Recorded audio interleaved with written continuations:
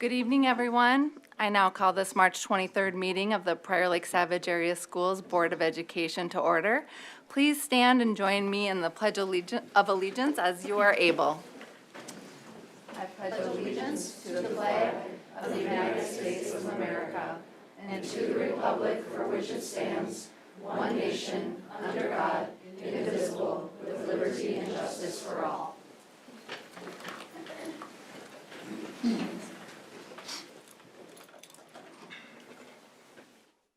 All board members are present tonight, and I will move to entertain a motion and a second to approve the agenda. So made. Second. By Director Olstad and second by Director France. All in favor? Aye. Director Bill. Opposed? Sorry, Director Billion. Discussion on that? Oh, absolutely. Thank you. I will open it up for discussion. Thank you. Yes. I would like to make a motion to amend the agenda by moving for the transportation RFP from the business items section to a study session as like an informational item only with no action to be taken tonight. I feel like we have not received any of the RFP proposal responses and just. Excuse me a second. Sorry. Can we move the public forum?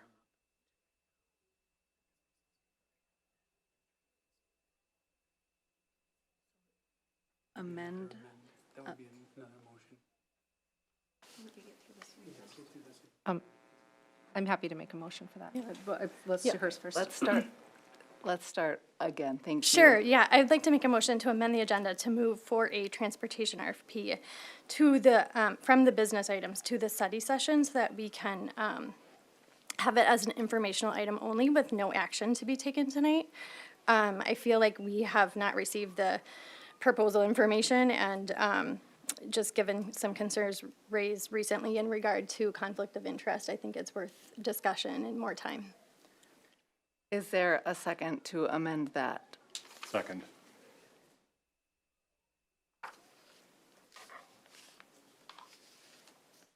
All in favor for amending the agenda? Aye. Aye. Nay. Okay, let's do this in a roll call. I'll start with you, Director Atkinson. Aye. Director Johnson? Aye. Director Mason? Aye. Director Olstad? Nay. Director France? Nay. Director Smith? Nay. And I am nay. So that motion fails 3-4. I'd like to make a motion to move the public forum up to under 3. Is there a second for that motion? Second. All in favor to amend the agenda by putting the public forum up to under 3. Say aye. Aye. And opposed, say nay. Nay. Okay, that passes 6-1.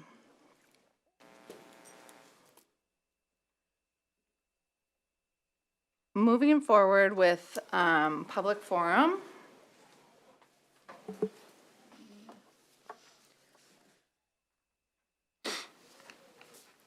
Moment. All right. Public forum. This time is set aside to receive citizen input. Citizen input is important to our governance role in serving our students, staff, and community.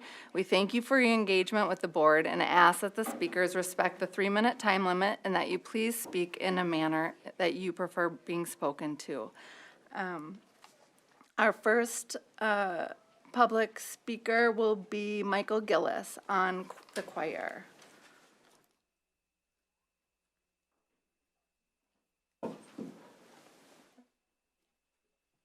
Good evening, Chairwoman Bullion, Board Directors, Student Representative Osuji, and Dr. Thomas. My name is Michael Gillis, and I am president of the Prior Lake Choir Boosters. I'm also a parent of 2 high schoolers who are choir students themselves. I am here tonight to ask 2 things of you. Tonight, you'll be reviewing the budget for the 26-27 school year. The current plan will reduce staffing at the high school from 2 choir directors to only 1. Our high school choir directors, Mr. Hahn and Mrs. Erlinson, or Hahn and E as they are affectionately and efficiently known, are educators of immeasurable value. Because of their dedication, expertise, and genuine care for their students, Prior Lake is a well-recognized and respected member of the arts community, not just here in Minnesota, but in the United States and worldwide. Every year, Hahn and E's Laker Choir students, many of whom you can see tonight, serve as ambassadors for the city of Prior Lake and for Prior Lake schools. Our singers consistently earn membership in statewide honor choirs at record high numbers. Our students collaborate and perform with professional musicians from across the country. And internationally, Laker choir students, perhaps your own children or those of your friends or neighbors, have performed at such unique and prestigious venues as St. Peter's Basilica in the Vatican, the largest church in the entire world. And next week, they will be performing with nationally recognized musicians from the Republic of Ireland. In addition to all these accomplishments, numerous PLHS graduates who've been part of the choirs program are awarded scholarships every year to continue their musical education. Finally, and perhaps most impressively, some graduates who aren't even entering the field of music earn scholarships simply in recognition of their musical accomplishments as members of one or more of the Laker choirs. None of these achievements would have been possible without the combined leadership of Hahn and E. You may have already been contacted, and tonight you will likely hear from students, alumni, or parents about the impact Hahn and E have had on their lives. I hope all of these testimonials reach you with the greatest clarity. I know the money is tight, and devastating cuts are happening all across our district. If the proposed changes to choir happen next year, the damage to our students' futures will be incalculable.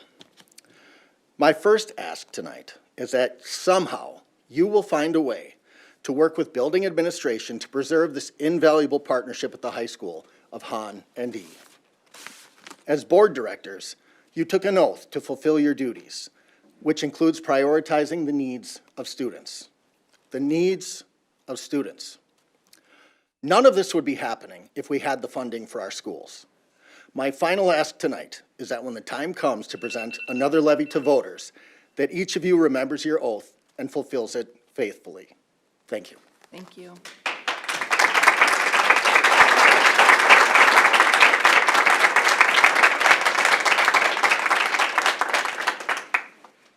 Our next speaker is Adrienne Hendrick.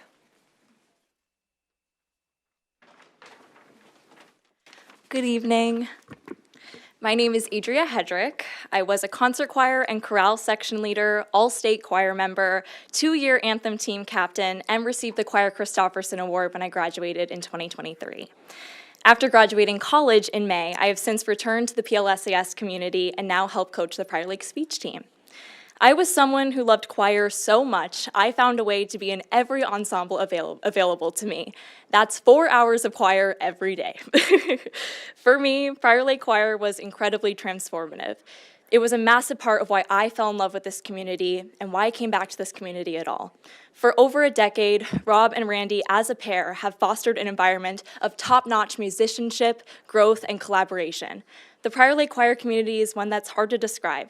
Singing with others is scientifically proven to bond and fulfill, but it's a beautiful thing to experience. From rehearsal to concert, students of all backgrounds, passions, and strengths work together to make beautiful, moving music. Celebrate the masterwork, the awards concert. Whether you've been to one or many, they are hard to forget. As someone who has seen what gets put into these concerts year after year, I can tell you it will be near impossible to achieve the same result with only one teacher and one conductor. Beyond the concerts, the level of choral education taught at Prior Lake, thanks to Hahn and E, is off the charts. I'm not sure you know, but in the Minnesota high school choir community, Prior Lake is where it's at. We are the school that sends in too many auditions to state honor choirs just to have more students than allowed make it in, because we are just that good. Consistently recognized by the best collegiate choirs in the nation, Luther, Concordia, St. Olaf, often Prior Lake alumni audition as freshmen and make it into the top upperclassmen choirs at their universities. The level of musicianship Hahn and E create is an impressive one that would be greatly hit without this collective duo. In splitting these two up, you'll be sacrificing not only one of the most impressive programs at our school, but an incredible community that these two have built in tandem. I can't begin to imagine what my choir journey would have looked like without Han or without E. I know this. The experience, knowledge, and impact would not be at the level I receive with those two in my corner. It's a journey that I've been so lucky to watch my two younger siblings flourish in since I've left. For hundreds of students, learning from Randy and Rob is a bright spot amidst the uncertainty and turmoil that high school brings. I know that on your side of the table, there are hard decisions to make, but I hope today I could give you a glimpse of the Hanani-powered magic that takes place in the high school choir room and what it would mean for this program and the high school to lose an invaluable choir educator. I humbly thank you for your time. Thank you.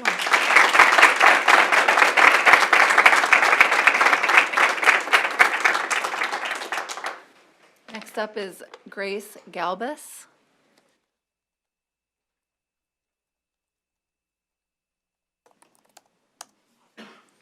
Good evening, members of the school board. My name is Grace Galbus, and I am a current member of the Prior Lake High School Choir Program, and I am also a senior this year. I first want to acknowledge that the decisions being made on your behalf are by no means taken lightly and instead require extensive thought and consideration. However, as the lead singer of Foreigner mentioned this past summer at the lakefront stage, the first programs to take a hit during tight budgeting situations are the arts, and this simply must change.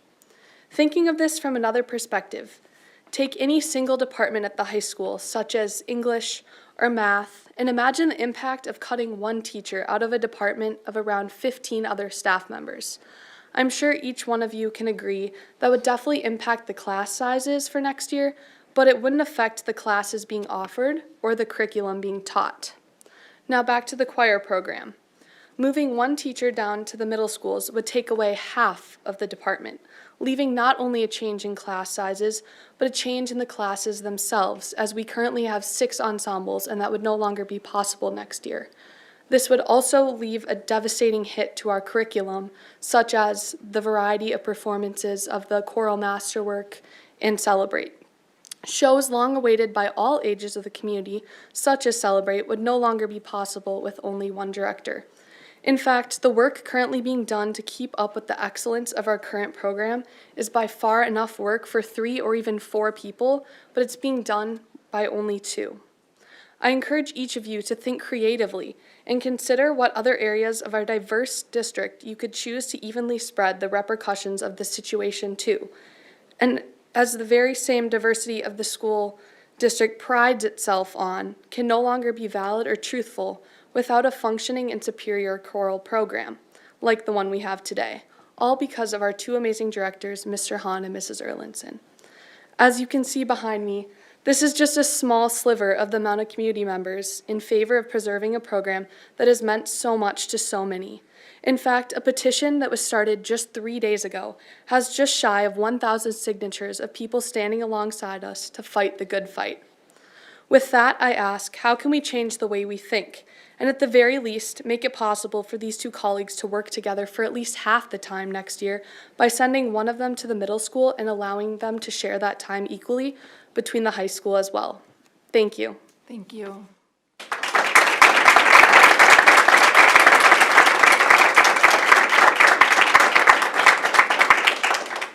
Our next speaker is Gisela Dager.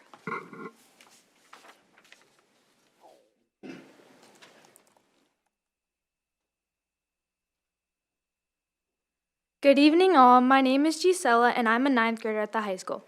This is my 10th year in Spanish immersion and I'm here because this program truly matters to me and to many other students. Through immersion, I've learned so much more than just a language. I can communicate with different people from different backgrounds and I've gained a deeper understanding of the Latino culture.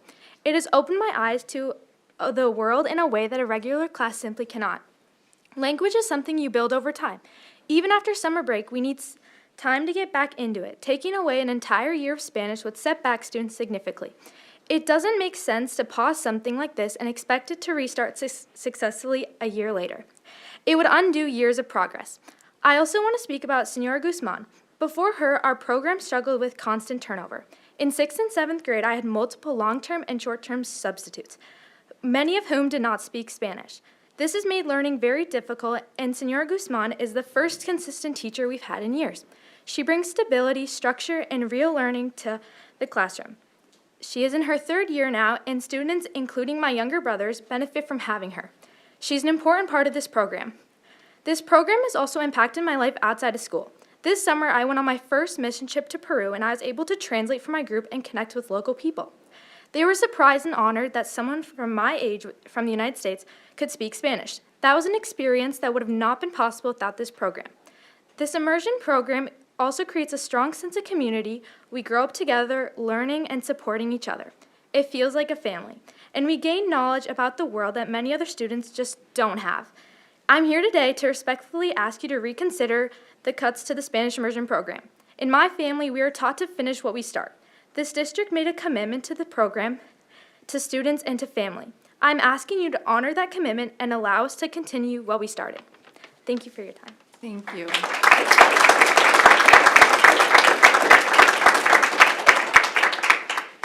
Our last speaker for this evening is Rebecca and Richard Charts.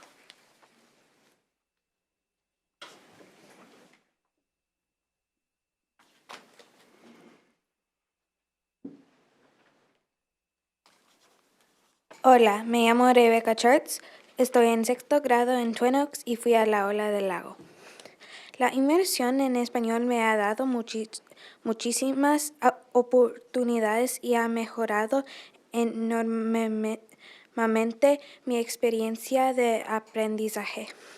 El español me ha dado la oportunidad de ser más creativa, ya que pienso en 2 idiomas. También me ha ofrecido más experiencias para aprender sobre culturas de todo el mundo. Ya sé que quiero estudiar español en la universidad. He tenido la oportunidad de aprender de pasantes provenientes de todo el mundo hispanohablante. De hecho, 3 de ellos han vivido con mi familia. Espero que mantengan las clases de inmersión de estudios sociales para los próximos años escolares. Gracias por su tiempo. So we're here today to ask you to maintain funding for the secondary immersion program at PLSAS for 26-27. I understand the difficult position that this district is in, given how the community has decided to support the schools. While cuts need to be done, the board has consistently said that the focus should be on continued classroom experiences. This is continued classroom experiences instead of nice-to-haves. I suggest that until other options are fiscally available and financially available or feasible, the district continues to focus on cutting activities as much as possible to keep class options open. This is directly in line with the stated budget priorities of the board.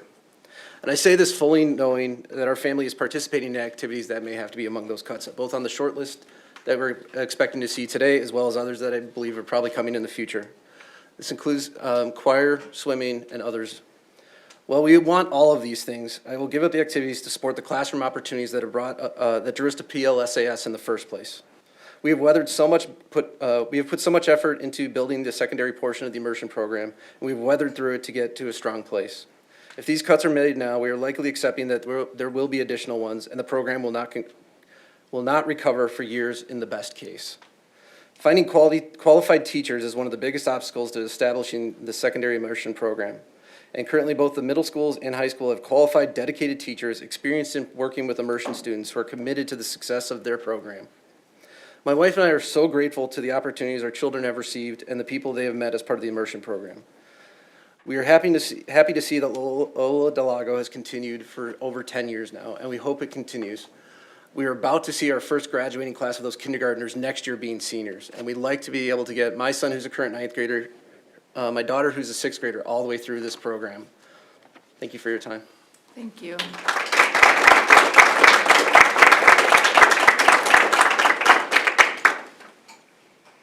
All right, next up on the agenda are business items. The first item being the transportation recommendation resulting from the transportation RFPs. Director Powers. Thank you. Good evening. I will entertain a first and a second to approve this transportation recommendation. So made. By Director France. Second by Director Johnson. All in favor? Aye. Aye. Opposed? Aye. I think think we we're- need to yeah. vote after we have the Oh, discussion. I'm so sorry. I'm so sorry. That is very true. Thank you. Now I will open it up for discussion. There we go. It's one of those nights, I understand. Well, it's Robert's Rules of Order. Good evening, everyone. Thank Madam you. Chair, members of the board, Superintendent Thomas. Tonight, we're bringing forward the first part of our transportation RFP recommendation. We've been reviewing 3 different proposals for routing and 6 different proposals for the transportation side of this. We did not bring forward, as a couple of members have been requesting, the actual RFP responses themselves because we're in the negotiation process right now, and we wouldn't, it would be or not typical to bring forward the results of those RFPs before we finish the negotiations. But we did have one recommendation for the routing services and 2 separate recommendations for the transportation services that we would like to move forward with negotiations on. Any questions on any of that stuff? Directors, open it up for discussion and questions. Yeah, I have, oh, sorry. Director Yeah, Atkinson. yeah, thank you. So I have a couple questions on the routing piece of it. So my first, can you clarify, are we currently paying for routing with our current contract? And that might be a hard question to answer. And if, like, how can you quantify, like, what does routing look like, separating it out from the current contract? It's a very good question. So we are currently, the routing services are included in our contract with Prior Lake Bus Association. Most districts, I want to say not most, many districts separate those services. They have the routing service completely separate from the transportation side. What that allows a lot of these school districts to do is actually have some accountability for how the services are used. If the routing service is recommending that we have 50 different routes for gen ed and 30 different routes for special education, then we work with our transportation to make sure that we can fulfill those route requirements. But when the routing is done by the bus company, that takes that step away from us. It puts a lot more control in the bus company. And a lot of these other districts are looking at keeping that control themselves or with a contractor having that control on it. So how do you see that being a cost savings? As we've discussed with other districts and with CISO, there are inefficiencies that they could think they can help us find. We wouldn't be guaranteed to find any of those inefficiencies, but we can't find them at all if we don't have somebody that's going to be auditing that with us. Okay. Any other questions? I mean, just as, I guess, statement more just, again, given we haven't seen any of these, it's very difficult to feel comfortable with any, like, due diligence and being transparent to our community. So, I mean, I have no idea what companies or what proposals were reviewed. I know there was also a concern raised to the board around just potential conflict of interest for CISO, and given that they were involved, I believe, in the RFP process as well as then a respondent to that, is that correct, or can you comment on that? I've seen the letter that was brought forward. A couple of comments that I can bring on top of that. Sure. The RFP was the RFP is kind of a boilerplate one, mostly created by me, Okay. by borrowing from the Burnsville transportation contract and the Lakeville contract. So I was the one that took a good chunk of those things and put them together. We did, before we were going to move forward with the contract, or for the RFP, we had talked with CISO about doing the routing services. they presented something to us that had all of the basics, the bullet points that they wanted to make sure and let us know that they were going to give us that service evolved around those things. I took those bullet points and incorporated some of them, not all of them, into our current RFP, so that way everyone would be bidding apples to apples across the entire part for the routing portion of it alone. That way there was no miscommunication on this is what CISO's bidding and this is what somebody else is bidding. I wanted to make sure that they were all bidding on the same basic framework.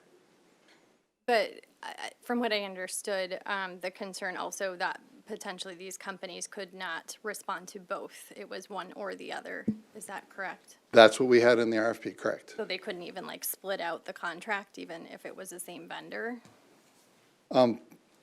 Could they have created a separate company inside of themselves to do routing services? They could have.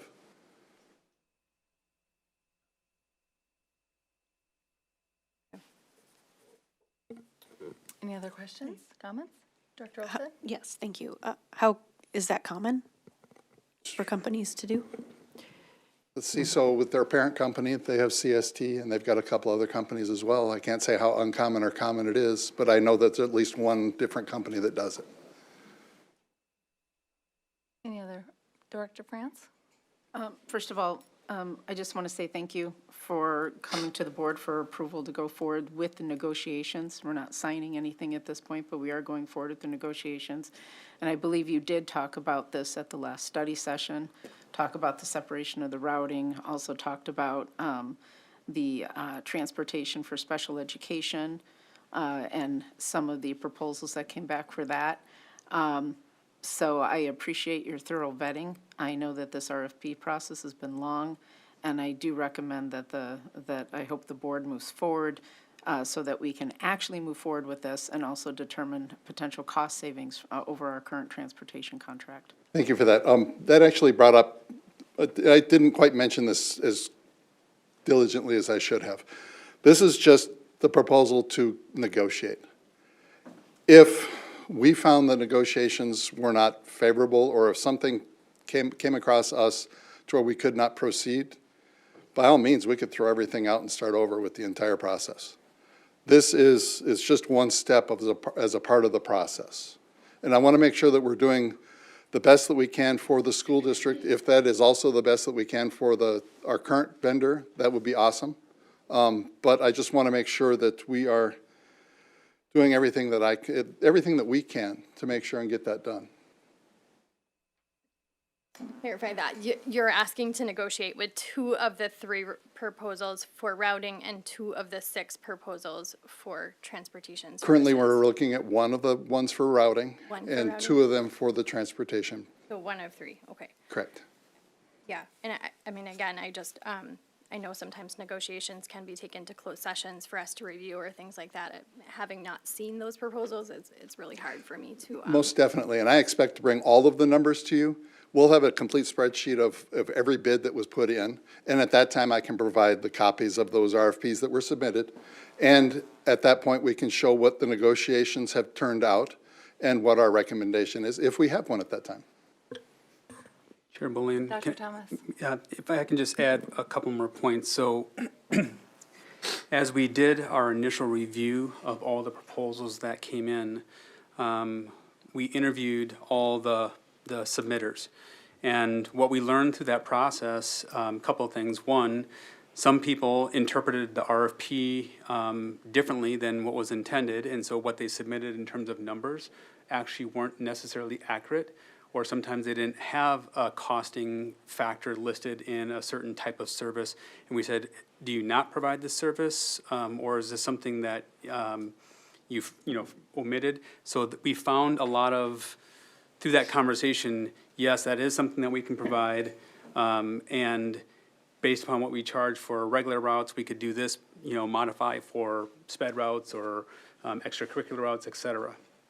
So what we also want to make sure of is that, and we've heard this from many of the providers as well, is what they submitted is negotiable.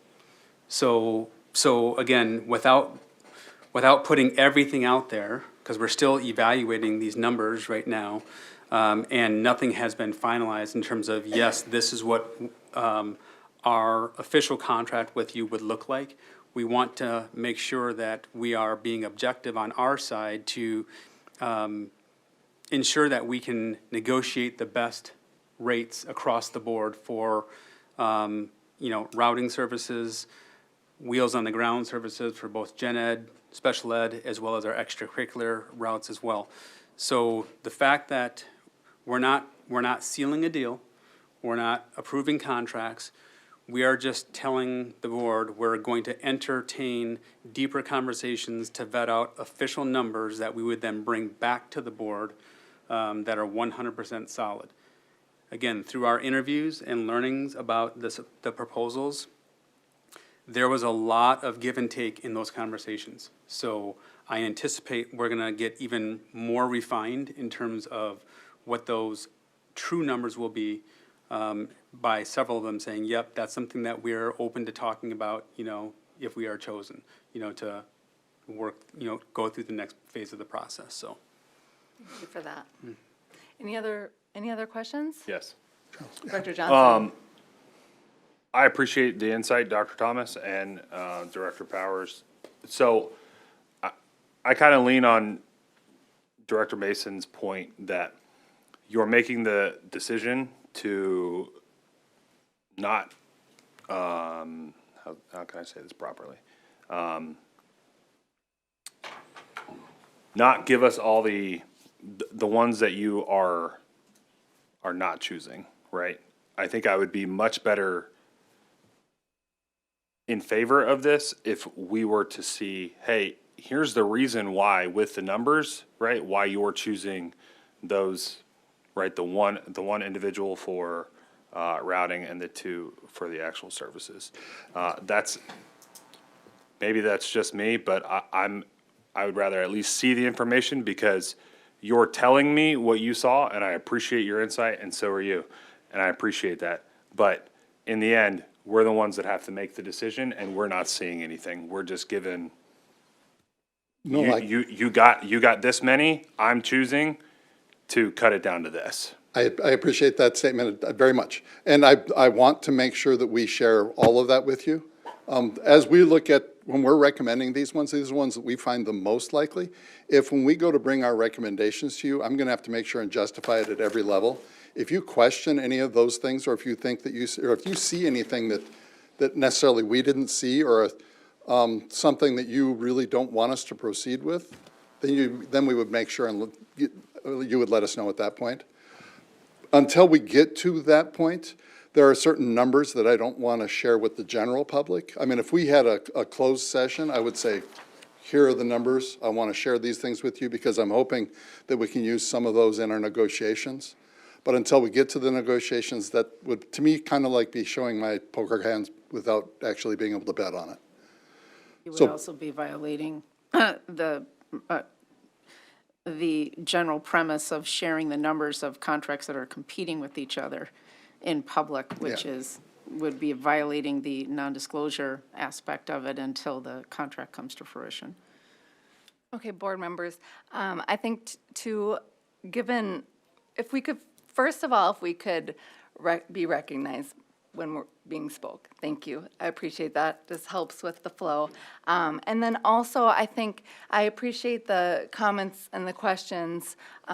And we have to remember, too, that the district is tasked with bringing forth the recommendations, and then the board acts on those recommendations.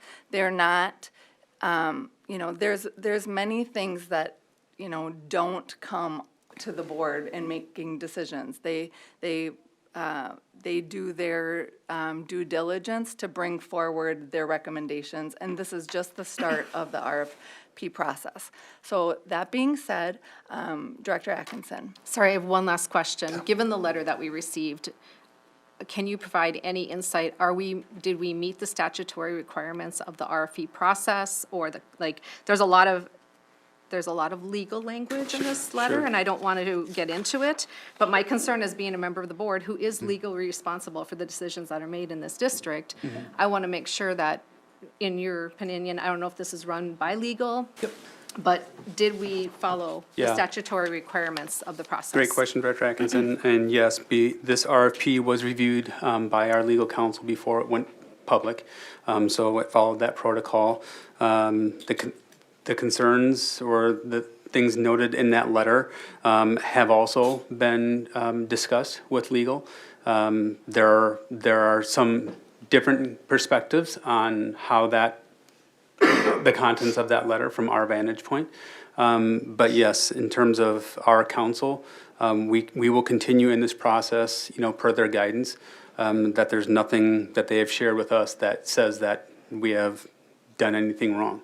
So, Are there any board members that haven't spoke that would like to before I move us forward? I'll just say one thing. Dr. Smith? Thank you. Yeah, so looking at the board budget priorities here, under optimize resources, streamline transportation operations, and evaluate partnerships to maximize cost savings and operational efficiency, enabling the district to allocate more resources directly to the classroom instruction and student learning. And given what we heard from folks in the public forum tonight and the emails that we've received, it sounds like that is exactly what the district is doing here. If there are RFPs or if there are submissions to the RFP that did not meet the criteria or didn't understand what they were being asked, I don't think we need to waste the board's time evaluating those because they're irrelevant. If they don't match what we were asking, then it's not something that we need to be digging into. So I'm all for recommending that we move forward into negotiations, and I look forward to hearing what those numbers are so that we can see if we're making an impact. All right, so if no one has any other discussion, I will move forward with the vote on this transportation recommendation. All in favor, say aye. Aye. Opposed, say nay. Nay. And is that Director Mason and Director Johnson? Director Atkinson, what was your vote? Aye. It was aye, okay. So that passes 5-2. Our next item of business is the PLSAS 2025 through 2027 collective bargaining tentative agreement. I will entertain a motion and a second to approve that.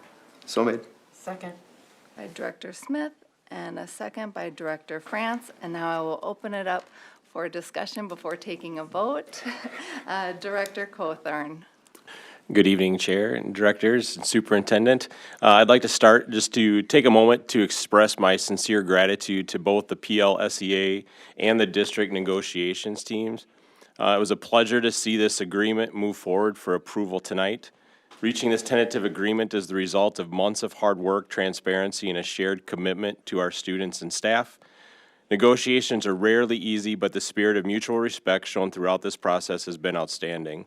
We have reached an agreement that supports our educators and ensures the stability of our district, and we look forward to continue this positive momentum into the future. I want to thank everyone involved for staying at the table and working towards a solution that strengthens our entire school community. So let's take a look at some of the highlights in the contract that you have in the board packet.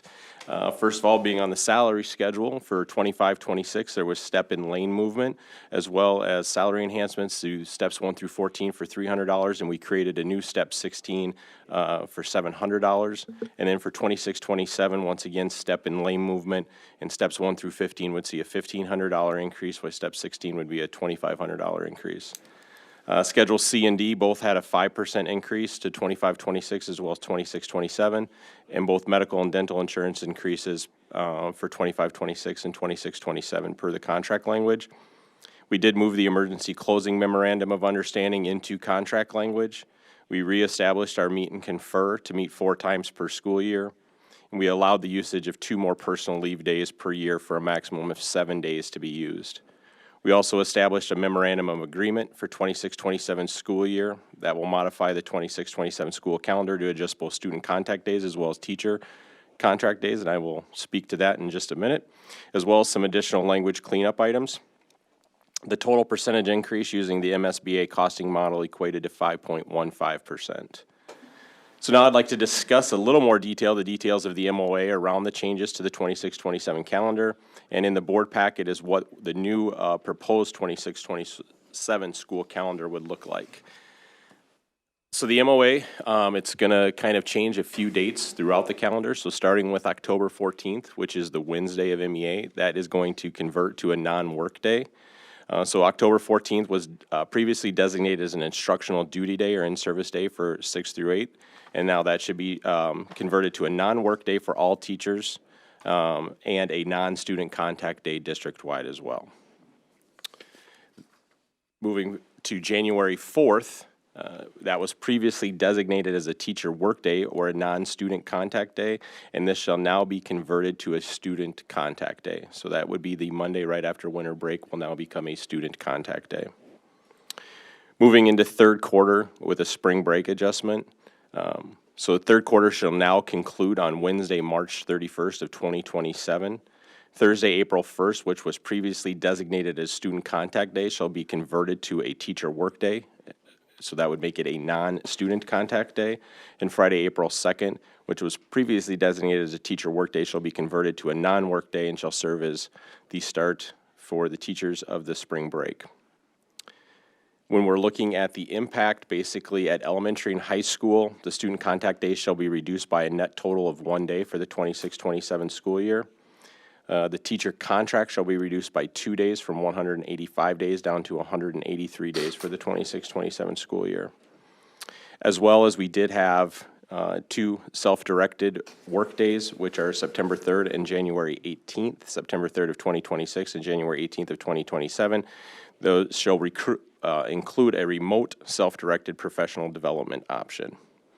One of the things that I do want to bring up is also clarification under the inclement weather.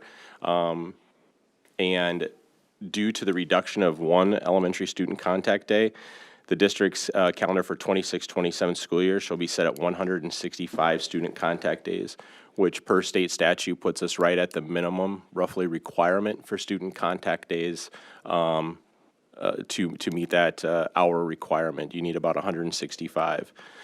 So based on this, that's for 26-27, we will move to, if there is an inclement weather day, that first inclement weather day would be an e-learning day, and every inclement weather day from moving forward would also be an e-learning day in regards to, in order for us to maintain that as a student contact day. Once again, this is a 1-year MOA. This is only for the 26-27 school year. So I will open it up for any questions. Thank you, Director Cawthorn. Board members, is there any questions or discussion on this prior to us taking a vote? Director Mason? But just wanted to say thank you, Director Cawthorn and Director Ryder, especially. I think everyone really in administration, this process was went very smoothly, and for all of your help and information along the way. So thank you. Thank you. Anyone else? Director France? I would second that. I think you did an incredible job. And I appreciate also the membership coming to the table and negotiating in such a fair and direct way by both parties. So thank you very much to both. Director Olstad? I'll third it, if that's a thing. Thank you very much for your work, and thank you to our teachers as well. Anyone else? I will. I just have, Director Atkinson. Sorry. So thank you for all the hard work. This process went a lot smoother than it has in the past, so thank you for even coming in late to the process. I just want to share, a couple things of feedback that I heard from our teachers. One, when it takes us 9 months to negotiate a contract, it's really hard on teacher morale. And so hopefully, now that we've gone through this process and you're on board, and I know you came on late on board, that this process will go smoother and we'll get this settled faster. My only concern with less student contact days is that seems to be a complete conflict of interest or not a conflict of interest, but it goes against our strategic plan of academic excellence. And so as we continue to struggle with proficiency scores, reading, and we talk about this at the table here, now we're down one less student contact day. And so I just think that, I understand this is only for 1 year, but, and I would also encourage our calendar committee to be, the scope of who's on the calendar committee and who's involved in the calendar committee process to be widened, to include our community members and perhaps some non-teacher union members as well, so that we can get more voices involved in that process as well. So I appreciate your hard work, and I think it's a fair contract, but I just wanted to be sure to voice those concerns that I heard. So thank you. Thank you. Anyone else? Well, I will fourth or fifth the extension of my gratitude for the whole process and the teams. It was a collective effort, and so we really appreciate the work that was done to get us to this TA. So with that all being said, I will entertain the vote for this agreement. All in favor, say aye. Aye. Opposed, say nay. That passes 7-0. All right, the next item is the Five Hawks Elementary Principal recommendation. Director Cothern. Thank you, Chair and Directors and Superintendent. After receiving feedback from the Five Hawks community on what they would like to see in their next principal, as well as 2 rounds of interviews with multiple different stakeholders, the district would like to recommend the hiring of Lisa Manders as the principal for Five Hawks Elementary. Lisa has served as the interim principal of Westwood Elementary since 2024. She began her career in Prior Lake Savage Area Schools as a teacher at Westwood. She has also served as a peer coach, a district QCOM coordinator, and dean of students, as well as an elementary principal in neighboring Tri-City United Public Schools. We are confident that Lisa will bring strong leadership, dedication, and a continued commitment to student success in her new role at Five Hawks. The role would officially begin on July 1st of 2026. Ms. Manders will succeed Katie Sherman, who is retiring at the end of the school year. We'll open it up for any questions. Wonderful. I will take a motion and a second to approve that recommendation. So made.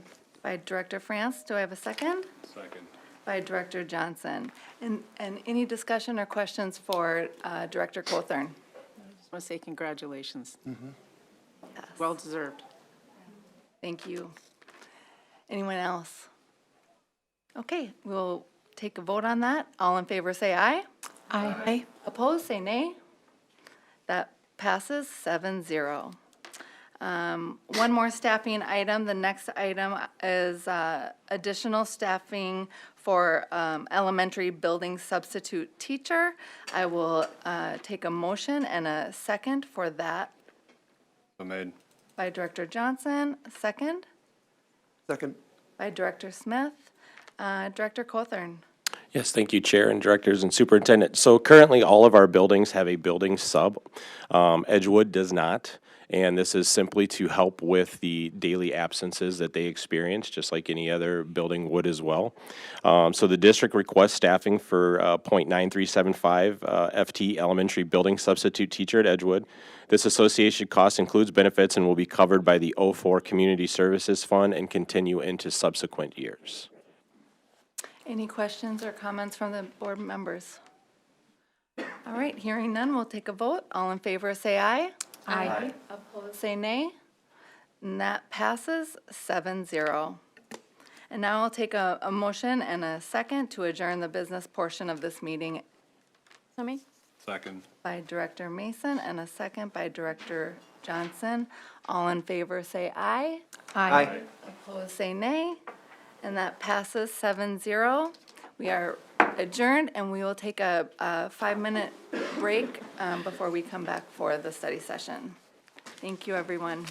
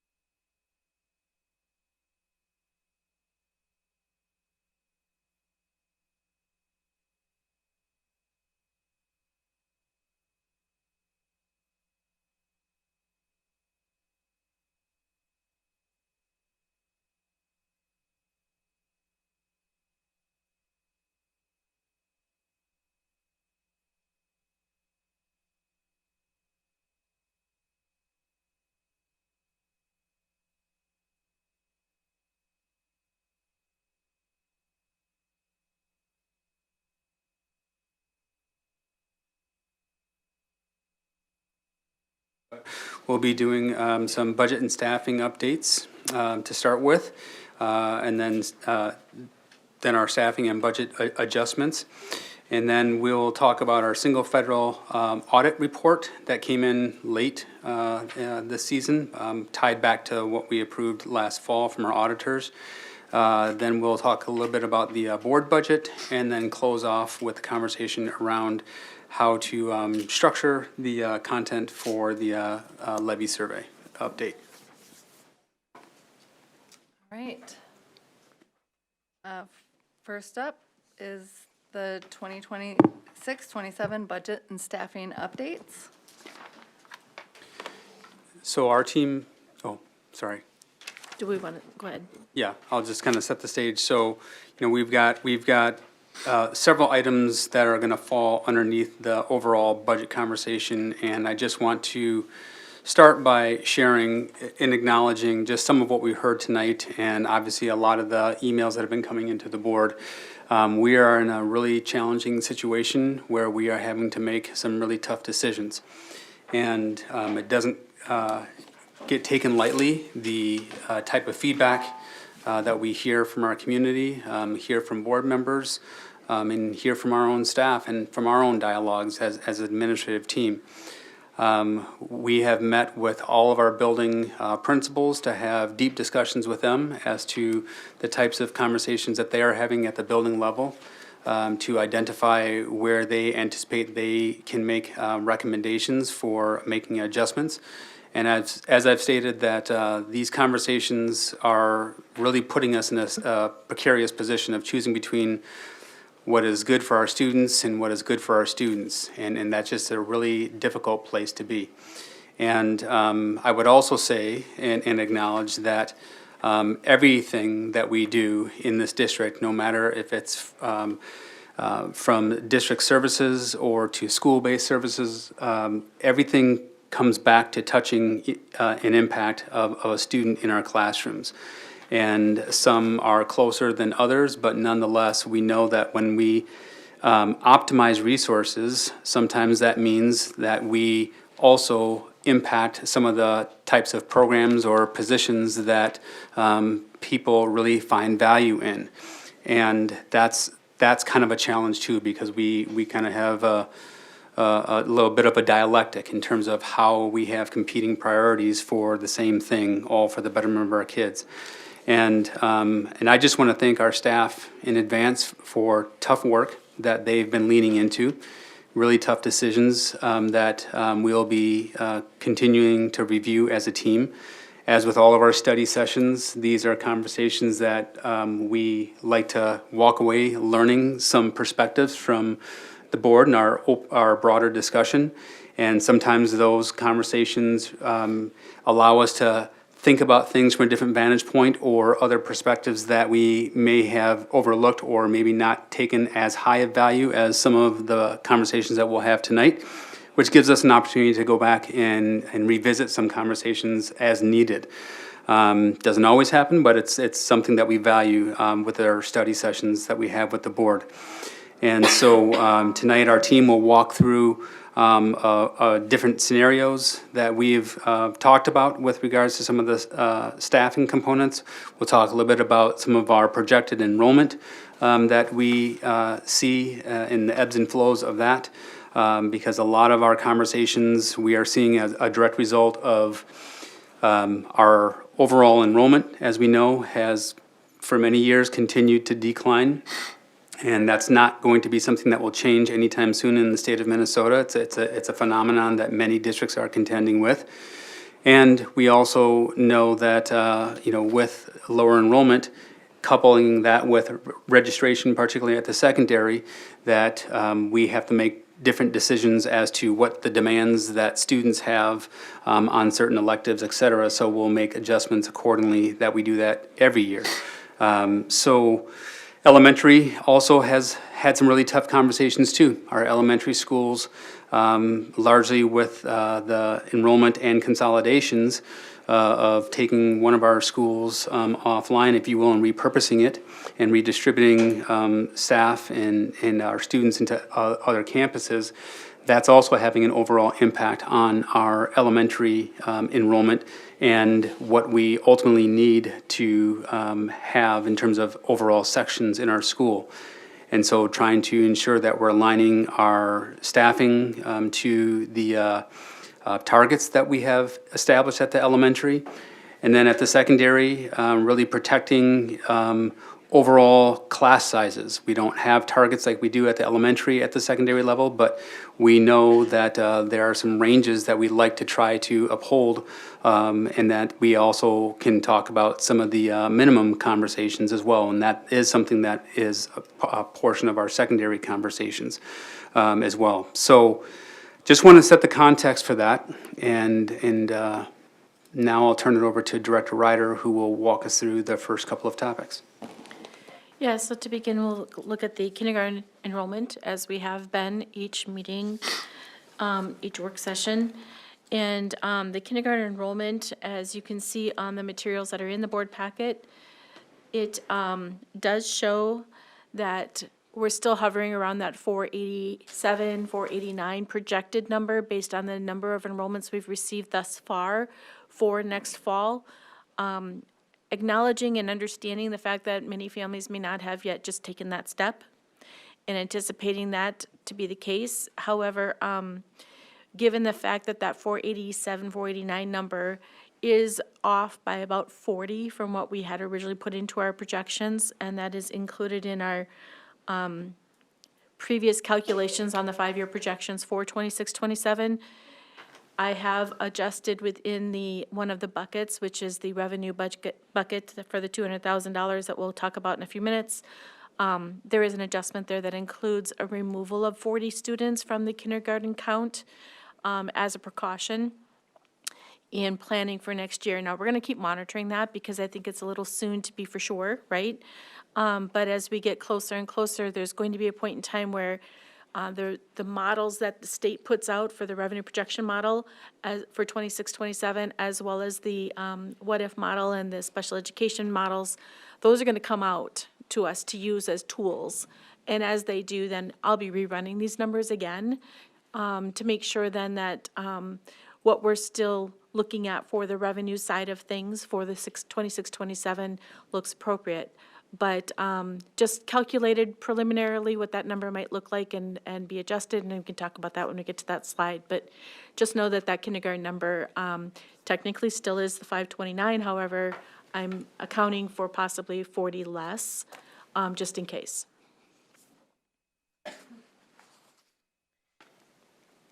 And if there's no other questions on that topic, I will move to the podium. Go ahead. Is there questions, discussions on that? Yeah, so I sent in a question about, sorry, is my mic on? Oh, no. Okay, sorry, I sent in a question about, can you give us any, as we're talking about reductions based on enrollment, can you give us any input into where our numbers are coming in for elementary, middle, and high school based on, like, compared to last year as far as where we're seeing enrollment? Yep. Just give me a second here. Oops.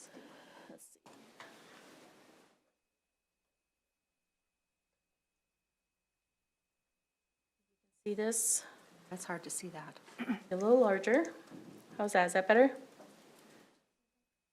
A little bit more? A little bit more. There you go. Okay. Now we're cooking. So This is the model that we worked with for revising the 25-26 revised budget.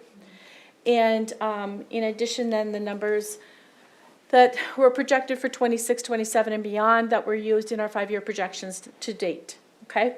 And so you can see, for example, in the highlighted yellows there for the kindergarten, that right now we're functioning off from 520, and looking at 26-27, that's that 529 number.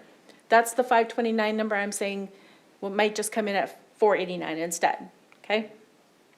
So given that, the conversation is that the kindergarten through 5th grade, the question is, how does that compare to where we're at right now? So looking at K through 5, we are like really close, within 2 counts of the numbers that we show you on the enrollment reports and that I looked at for last Friday.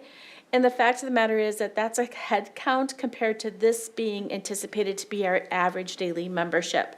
Those are distinctly different, so I want to point that out, because the average daily membership is going to take into consideration students who might start with us and then leave partly through the year or vice versa. And so you have partials there. So you're going to calculate all those together and come up with an average daily membership in total, and that's what our funding is based off from. But on a regular basis, we're looking at the counts so that you can kind of sense whether or not we're okay, or are we falling behind there. When you look at the middle level, which is 6th, 7th, 8th grade, those are close. They're about 10 different right now on the count versus the ADM. A little lower than the ADM is showing, but again, that could come through still for us with the total calculation at the end of the year. On the greens, which is our secondary 9 through 12, those numbers then are coming in a little lower on the count, as we would anticipate oftentimes, and it is progressively becoming a greater number, that our 9 through 12 decline in the second semester compared to the rest of the year. And it's better seen on the enrollment report that you get on a monthly basis, where you can kind of see month to month how that compared. And if you look and compare that to the previous years, it's something to keep an eye on, right? But we're about 22 different right now, okay? So when you look at, I think the second part of the question was, okay, so these are the subsets. I'm trying to get where you can see them. And let me make this bigger. We're going to focus just now on the totals of these numbers. So, current year 25-26, and then the next column over to the right is the 26-27. So for K-5, these are the comparative numbers for the ADMs, average daily memberships, that we are currently budgeting for the current year as well as projecting for next year. This does include the extra 40 kids that we might choose to decline that for the K-5 moving forward into 26-27, but at this point in time, that is included. Okay? Thank you, that's helpful. Yes. So basically, we're not seeing any big significant swings of enrollment. Of the current year, no. I mean, as people have enrolled for the next year, for 25-26. Yeah, right, so the unknown number is the kindergarten number, right? And that's because they just all haven't, come in and enrolled. So we want to watch that one for sure. And that's the one I want to kind of hang out as long as I can before we set our assumption for sure for next year. But I am anticipating the need to potentially reduce our revenue slightly for that purpose. But we see an increase in the high school level, 9 to 12, is that correct? The high school is showing an increase, but keep in mind, thank you for that, because this is ADMs, Right. okay? So when you're talking post-secondary enrollment options, PSEO, if we are working through an income contract, say with Normandale or another institute, we are receiving the full aid, but we're paying the bill. Right, Okay? So our challenge is always trying to make sure that we are understanding kind of that, what does that number look like for how many students might be anticipating that PSEO option for themselves, whether it's full-time or whether it's just onesie, twosies here or there. Oftentimes that increases in the second semester, so it is a balance, and it's something that you have to kind of just gauge.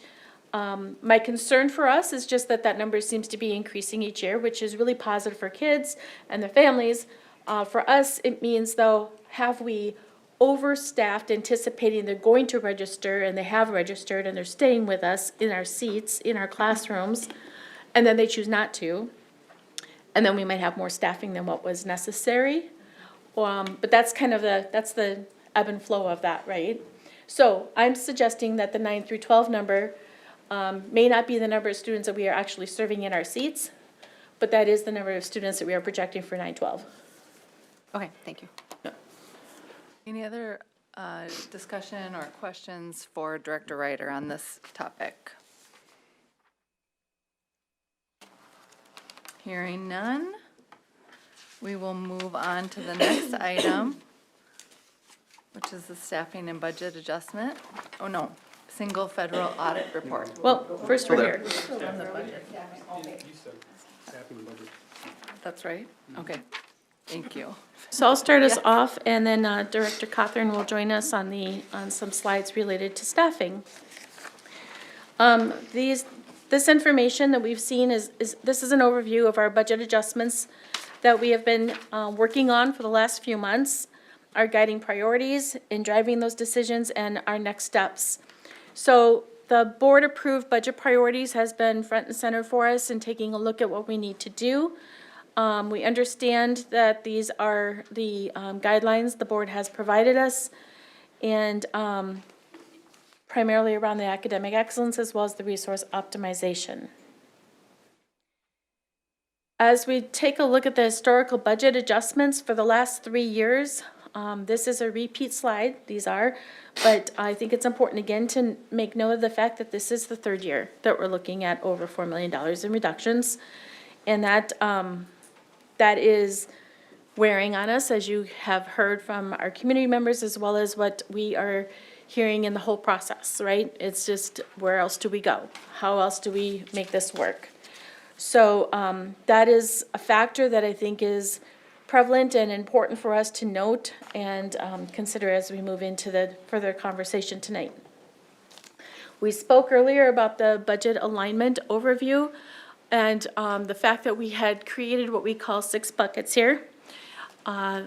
This was a way for us to try and identify where some of those reductions may be coming from and grouping them in such a way that it makes sense. As we were beginning the process, I kept hearing quite a bit about the consolidation and then the elementary, and the reality is some of the conversations that happened, say, last spring around consolidation included a much broader perspective of, custodians that were in the building, social workers and special ed staff and teaching staff and principal and other support staff, right? So, as mentioned, the elementary site consolidation is really looking at the instructional folks, okay? And they are included in the elementary, and as a result of that consolidation and the boundary changes and everything that took place, there was significant effort and work put into making sure every single student that was identified at a school changing schools, every record was reviewed. And in that process, then we were working with numbers at each school site so that we could know by grade level exactly what we're anticipating there, okay? So again, the one area that we're not yet for sure on is the kindergarten number, right? And then there is the assumption that our first graders through 5th graders will be our students that we currently have moving forward. They're going to roll up the next year, okay? So if decisions are made by families to do something different, then that will possibly impact our numbers, but that is the assumptions made. As we have our estimated numbers then for our grade levels at each of our school sites for the elementary, a process was made to calculate then what is the appropriate number of sections based on the targets that were not changed from prior years. Once we had completed that conversation, then we really moved into the whole, what now are we going to do with the other parts of our budget? And trying to think through what's the appropriate level of ask from the various different levels of our system, taking a look at the number of students that we have enrolled in our elementaries in our projections, and what we had just worked through with all the elementary sites. We applied that proportionately to the student counts for the middle and for the high school. And that's how those numbers were derived, okay? Beyond that, then it was a matter of taking a look at the difference there of how much of the 4.15 have we not yet met, and dividing that up among these other areas, leaving a bucket at the end with the under review, because as we were doing all this process, we were also hearing rumblings, and now it's become more and more information has been revealed regarding compensatory, which there is a study underway, and they have completed their preliminary report, and I'll talk more about that in another slide, so I won't go too deep, but that's going to make a change in our revenues. We know there potentially could be a change in our kindergarten numbers if we go that route in making that assumption. And additionally, under review, we knew that there was a potential that we had understated on our special education revenue for 27 and beyond. So in that process, you'll hear more about that as we get to that bucket and that discussion. But that is kind of on its own over there because there was a lot of conversation happening and still is happening that we wanted to be able to come back to and revisit and review. And typically that is the case. When you're doing a budget for the new year, you are last minute always taking a last run through the revenues to make sure you haven't missed anything and that things are still looking the way you would expect. I think that covers everything on that slide. All right, we're going to move into some discussion now around the next few slides. And some of the recap I will be giving on these slides is going to be high level because we have an understanding that there's going to be discussion and questions around this. So we just want to give an understanding of the slides and then allow the time needed for that. So just understand that that's why it's more of the high level of the recap of what these slides are going over. And also, as previously mentioned, the staffing recommendations that our building leaders and department leads are recommending aren't easy ones. After looking at some of the areas to staff more efficiently, these next few slides are going to be the recommendations after numerous staffing meetings that took place over the last several months. One thing that I do want to mention is that when seeing the reductions at each of these areas, please keep in mind that due to bargain contracts as well as staff seniority, the recommended reduction is not a one-to-one correlation to staff member or members in those roles. The individuals affected by these recommendations will come to the board for approval on the April 13th board meeting. So we're going to start with elementary. And when you look at the elementary level reductions of the 1.69 million, that reduction was done by looking at enrollment and then staffing each building to the board targets, in most cases not needing 4 sections at every grade level at every school, as well as the repurposing of Westwood School that comes with its reductions as well, and some of those reductions are listed above. Moving on to the middle school slide. The middle school recommendation stems from a combination of trying to find efficiencies in staffing based off enrollment projections, student registration, as well as trying to minimize the impact of class size of the core subjects. And those are the recommendations from the middle school standpoint. High school. The high school recommendations stem from a combination of trying to find efficiencies in staffing based off student selections during registration and trying to have similar class sizes where possible amongst core subjects and electives as well. And those are the high school recommendations. If we look on to the next one, which is athletics and activities, those athletics and activities recommendations stem from a combination of trying to find efficiencies in activities based off participation levels in specific activities and adjusting stipends where necessary, as well as looking into transportation costs and shuttles that the athletic and activities department has been providing. And then in our DSC bucket, I'll let Director Ryder start with that one, and then I'll come back at the tail end. Thank you. So the district service center is identified with the 800,000, but I want to caution the fact that that is really meant to be more district services and district-wide services, right? Because our district service center houses many departments. And so what you will find is when we talked about earlier, where did the Westwood custodial positions go? Custodians are managed more centrally with regard to how they're assigned to the buildings and that process. So that's under the district service center. Special education and those needs are going to be listed here on this slide here. First, for some of the retirements and such that there exist related to special education and the net savings. So we know that they're going to get replaced, so we're not taking the full amount, but rather the net savings there. In addition, the transportation's another area. It's more district-wide. It's managed through departments within the district service center.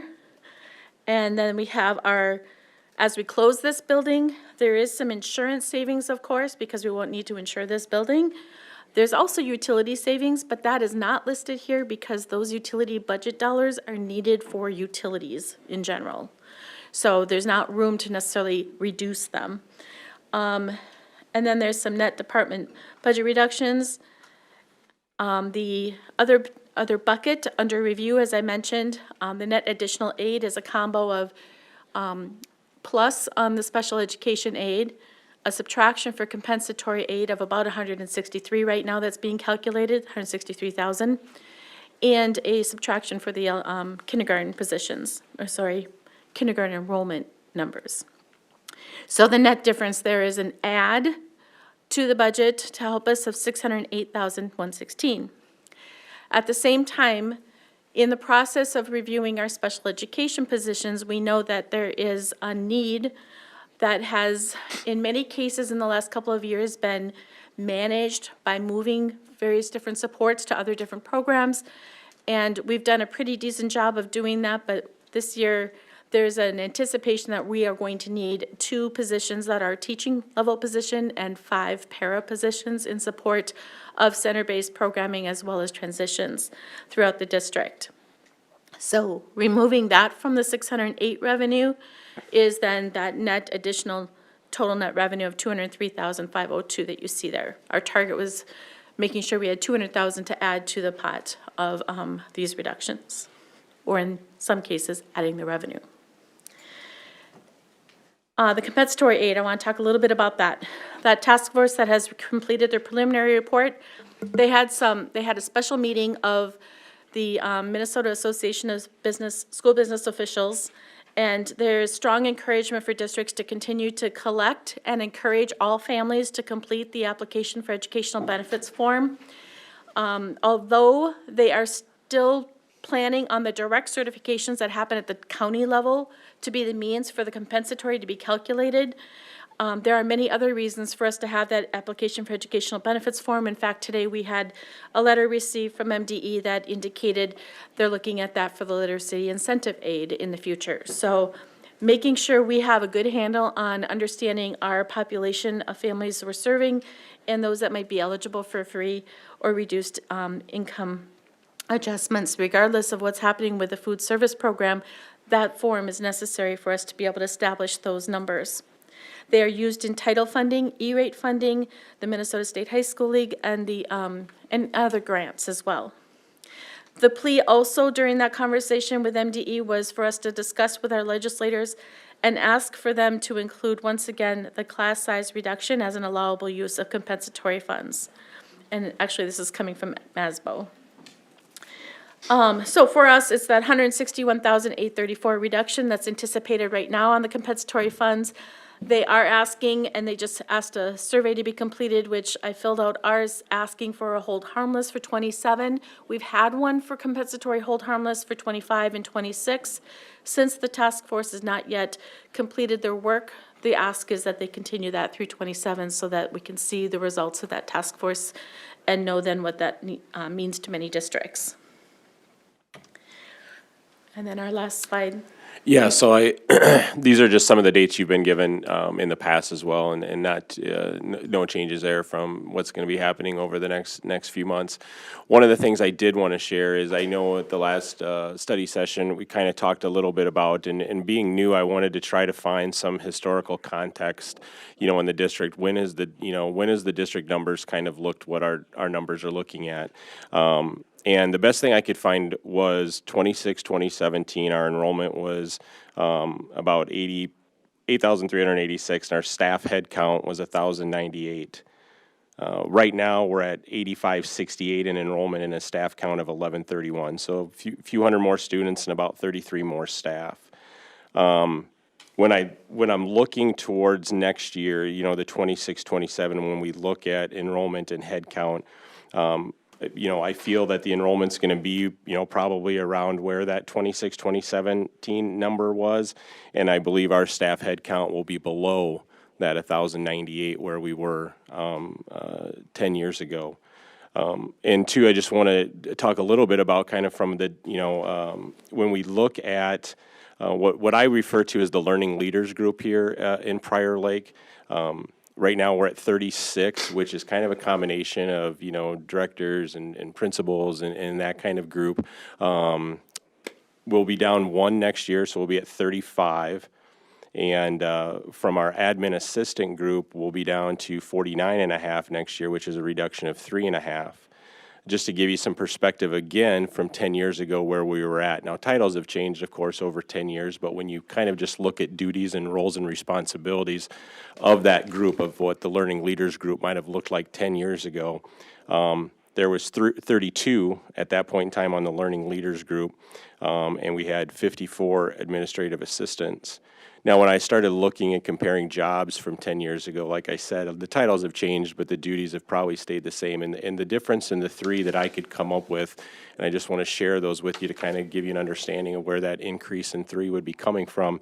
One would be our emergency preparedness coordinator, and I think everybody understands that the last 10 years, school safety has definitely changed, and the need for a role like that in this kind of district is warranted. The other one would be our health services coordinator. The same thing, once again, as the district has, had more students with more health needs, and our special ed has increased, as well as, a number of things. We have more nurses at the schools. There's a need for somebody to kind of run that group. And then the third one being an operational supervisor. And just as we've taken on more school buildings, larger square footage of school buildings, we've needed to add, additional staff in that regards, and so to have somebody oversee that group. So that would be the three additional folks in our kind of Learning Leaders Group that we have right now that would be different than what it was 10 years ago. So to me, when we look at where we're going to be next year compared to that 16-17 school year, we're pretty much right in line from our Learning Leaders Group, and then also a reduction of 4.5 admin assistants from where we were 10 years ago. So I just wanted to try to give some perspective to the board to help you understand, that, we wanted to try to give as much equal comparison as we could when we're looking through these staffing areas.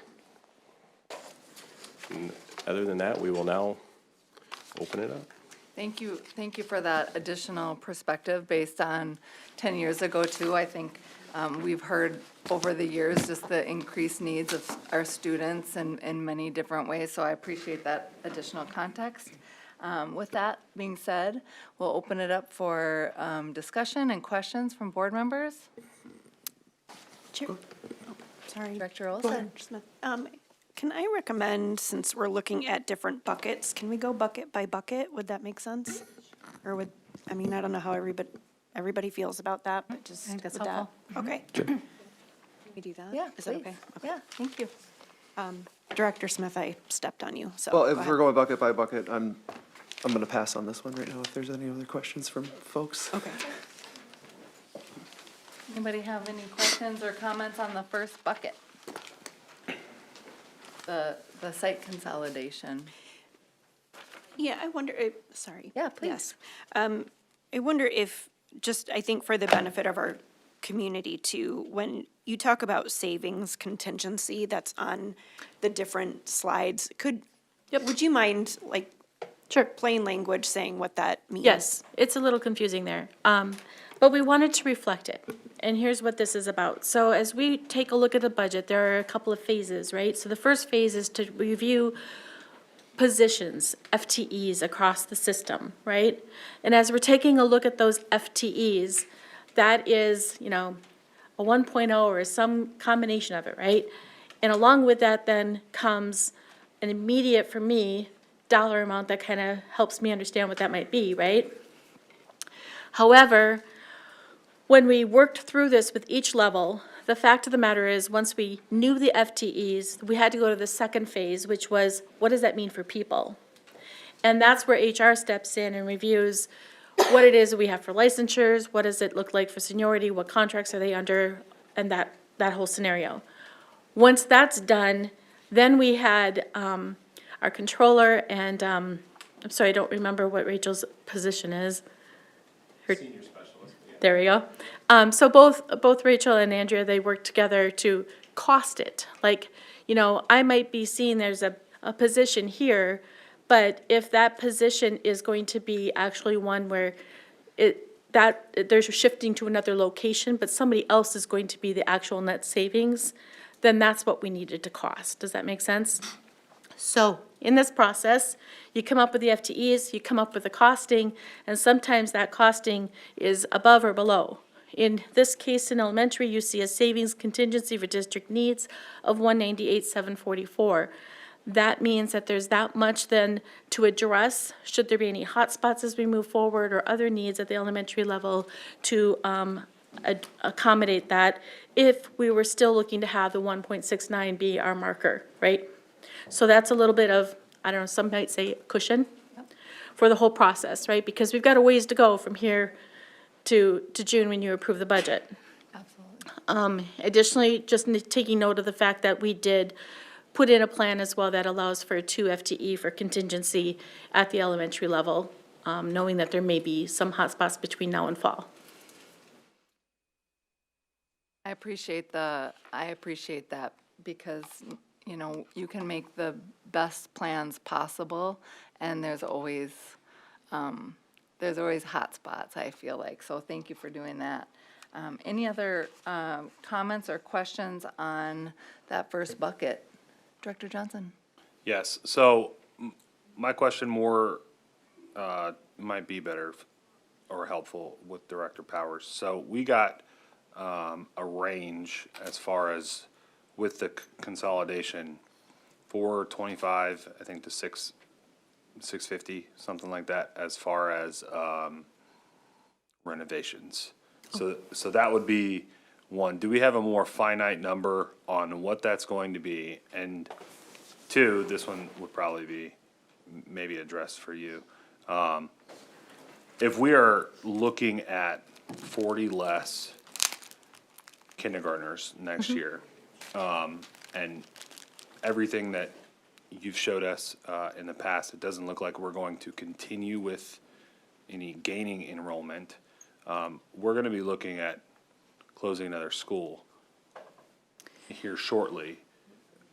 And I think that would be the one to go, would obviously be the one that we would be renovating. And if we are really looking at that, we should consider how much renovation we're actually going to do with that. If it's safety concerns, right, something like that, entry, security, IT, sure. But if we're building and tearing down, we should be looking at using that money somewhere else. So it's 450 we're using. Yeah, I was going to hold the renovations at no more than 450. I was just going to put that as the cap, and there will be things that won't be done. I'm hoping that will take care of most of the most pressing need for the renovation is actually going to be the heating and air conditioning accommodations to put office spaces in those particular sections of the school. But we are talking about Greenwood for those renovations, and that is where community educations will be housed, as well as then services currently housed here at the DSC will move there. We will also have the transitions program that will be new there, and I think that's it, right?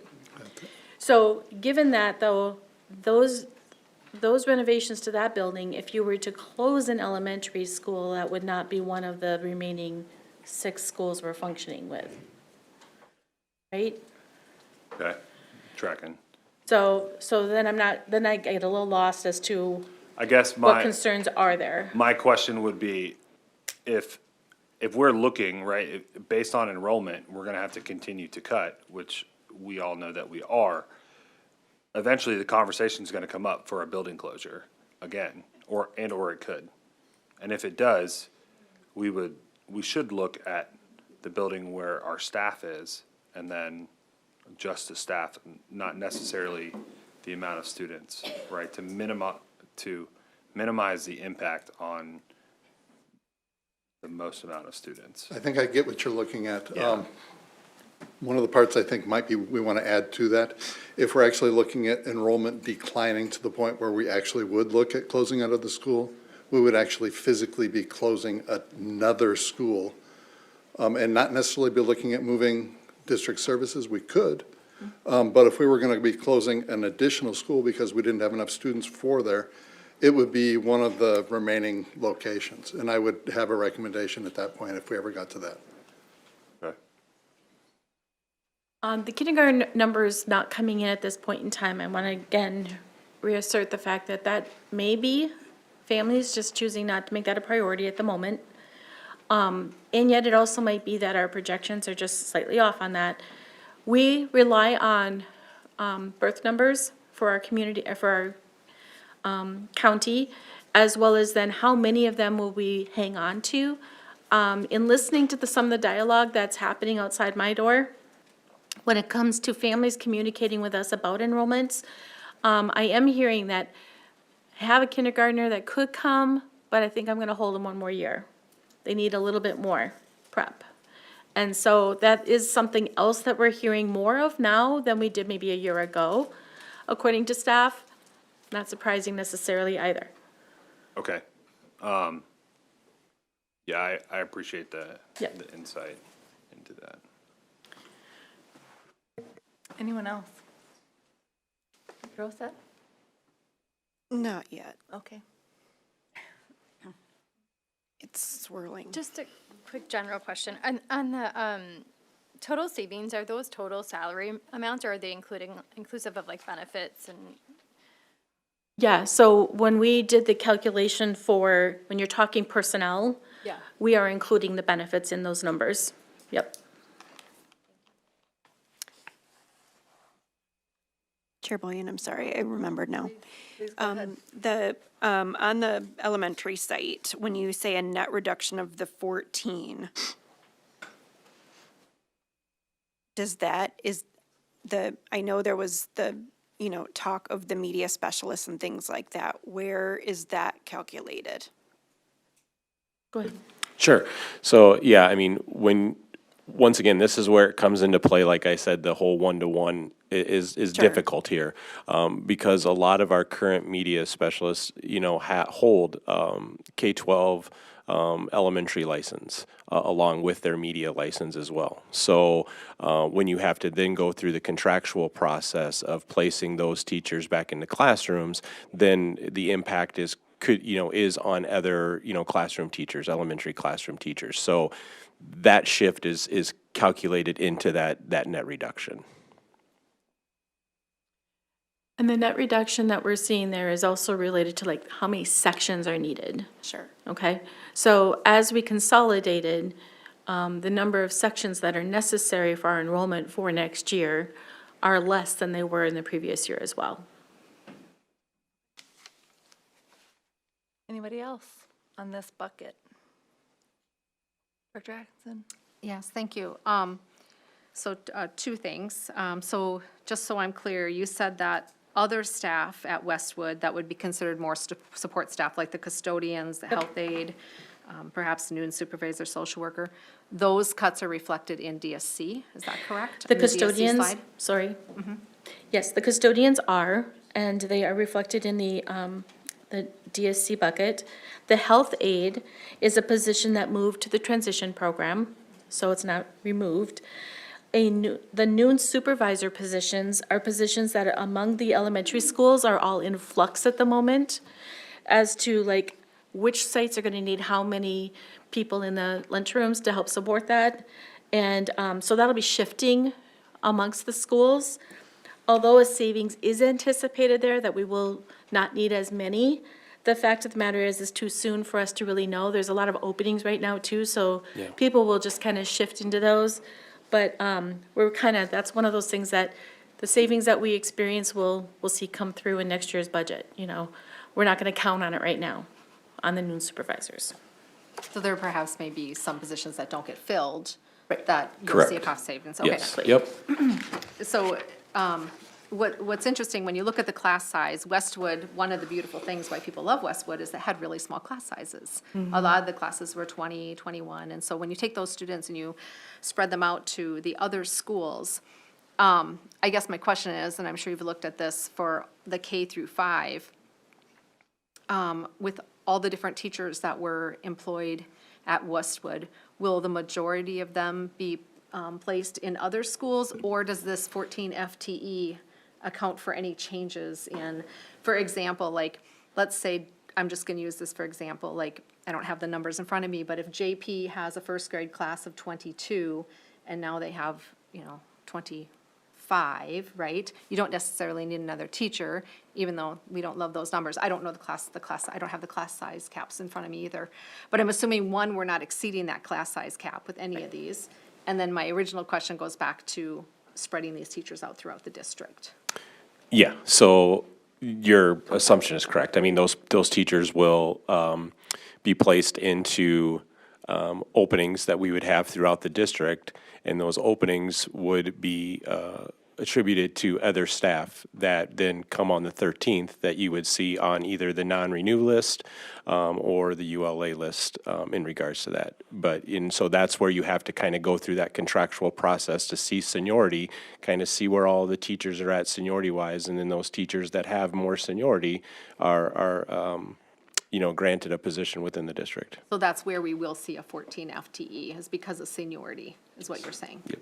Okay, that helps for me to understand that. And just a note that as we approach the elementary, because of the boundary changes and how that affected so many different students changing schools as well, the fact is we kind of started over there, where it's like we started with what are our counts now at each grade level, how many sections based on the target size would that look like, and then from there, determine the number of sections and FTEs, and then HR goes to the people and tries to figure that part out. Right, okay.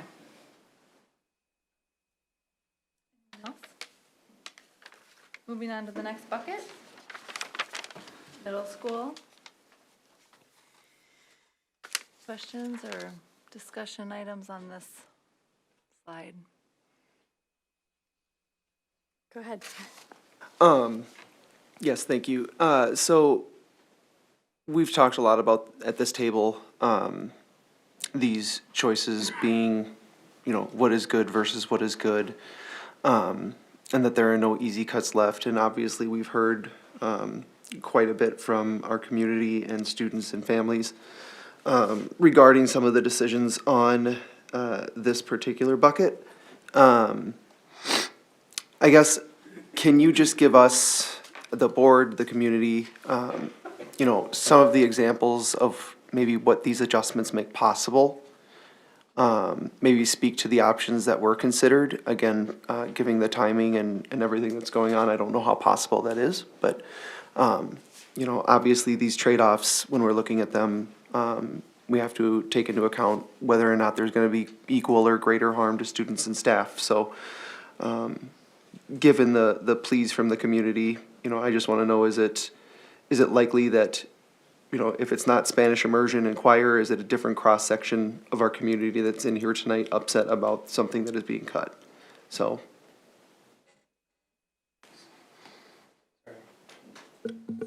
So I'll share a little bit. The middle school, one of the areas that they're really trying to focus in on is, similar to the elementary, is trying to look at class size averages in the core classes, our math, science, social studies, and English. So yes, there is a bit of a teeter-totter effect that if we pivot from one area of reduction, that we will likely uplift another concerned aspect, of something that's very valuable to our overall district. So making these types of decisions at the middle school allows our class size averages to be right around that 33 to 33 and a half. Otherwise, I think we would be ballooning out to about 35 to 36. And then, so for example, compared to the number of students, naturally from the immersion, for example, the numbers of students that go from the elementary immersion into the middle school, there is some reduction that occurs in that transition. Current numbers are 129 students in grades 6 through 8, and that's being supported by 1.8 FTE. So the ratio to FTE is very low compared to what you typically see into that 160 range. So that's part of the dilemma that they were trying to wrestle with, to look at the inequities in class size on the core compared to some of the impacts of keeping that. We know that students are forced to make choices as they go into middle school. So that's some of the factors that go into that as well. Let's see, other perspectives. There is support currently with the Amity intern that is to be determined. With some of the federal changes, there is some significant concerns as to the affordability of that intern continuing. So we what? we have an intern with the immersion program, the Amity intern, and due to the changes in the visa structure, with significant costs and fees, the likelihood of that happening is now being called into question. So yes, so we could look at other alternative options. So for example, German and French, this is a conversation that we had both at the middle school as well as the high school, just looking at the sheer numbers of what's happening in there.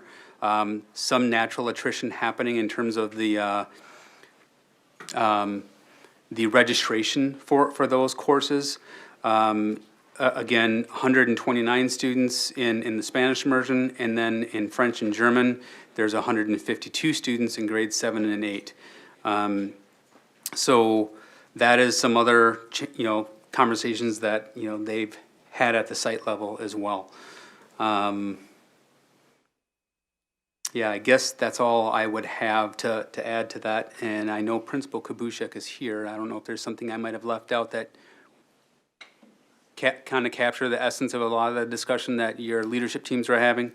And then obviously, we did a significant administrative reduction upon a retirement 2 years ago. And Joe has done an outstanding job managing and leading that entire campus. And so the auxiliary supports of assistant principals, administrative support as well, that would not be something that we could really look at without then, if we cut those, I don't think we would be able to maintain just one principal that floats. And so then we would probably look at increasing costs of administration. And then I know that we had, I think that's kind of the only other thing I think I would share in terms of context. Sure. Director France. So first of all, with any of the cuts, I want to recognize that some people are losing their job, and that's pretty serious. It's also very personal. But I also want to know the cost-benefit analysis of, we're trying to grow our elementary Spanish immersion level de lago, and we know that is a huge attractive program to not only in-district but open-enrolled students. The residual effect upon that program by losing middle school immersion, has anyone estimated the added cost and potentially loss in revenue to that program as a result of this decision? Is there any balance? Yeah, that's a bit unknown. That's a point very well taken, and that has been our vision for the program, is to look at ways that we can maintain that as an icon program as well as an attractant or a magnet, so to speak. And again, as we hear the conversation tonight to see where we may make additional adjustments. That's something that our team is, able to go back and do. But you're getting our thinking in terms of other cost mitigation and programmatic, like just in terms of upholding the management of a school conversation. But definitely that conversation in terms of a cost benefit, would we essentially choke the program? That is something that is of concern. It's something that we understand is a potential reality. And that is something that we also know is a possibility, that we've had conversations back in our 24 Levy campaign as well. So this is something that we were going to cut then, and we said, no, we got to keep this thing going. That was one of the two things that we did not do as a result of that levy not passing. Should we go for another levy in that conversation? We would anticipate this would be something that would be a likely investment potential for a future levy as well. So yes, we've looked at that from a couple of different vantage points, and certainly your point is well taken. Can I ask a question, just a clarifying question on, so sixth grade immersion, what does that look like? What does that look like compared to elementary school? And then when this slide is eliminate the 7th and 8th grade immersion social studies, if you can paint a clear picture Sure.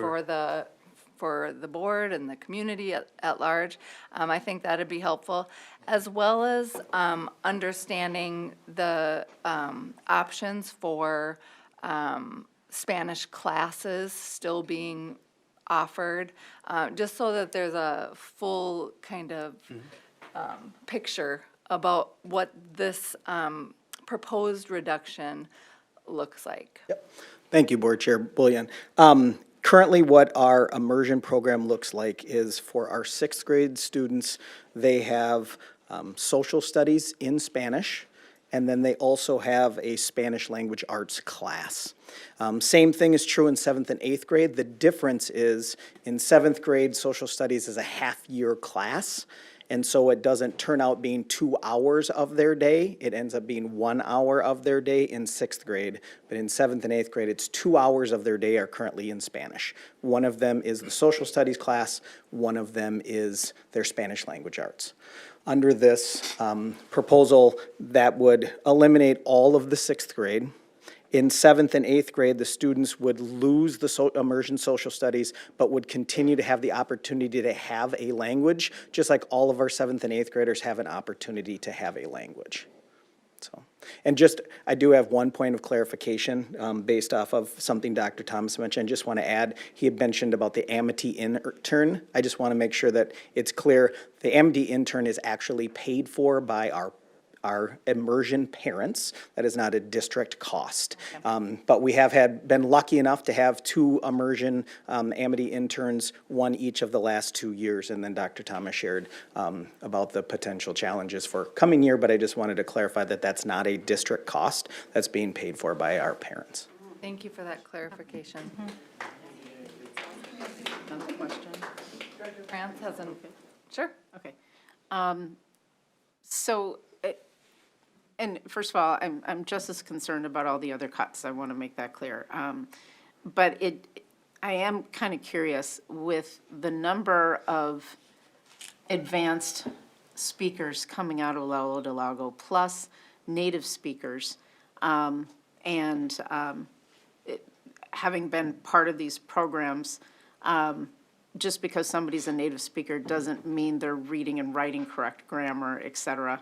And they often take, obviously, classes in their native language to become grammatically and literary prolific. You know, we currently have Spanish elective at 6th grade, I believe. No, No, we we do. don't. We do not offer any language for any 6th graders currently, other than the students who are in the immersion program. The other students besides the immersion program have an opportunity to start a language in 7th grade. Okay. Even with that year skip to mitigate, and hopefully we will eventually get funding from the community to fund our education programs in this district.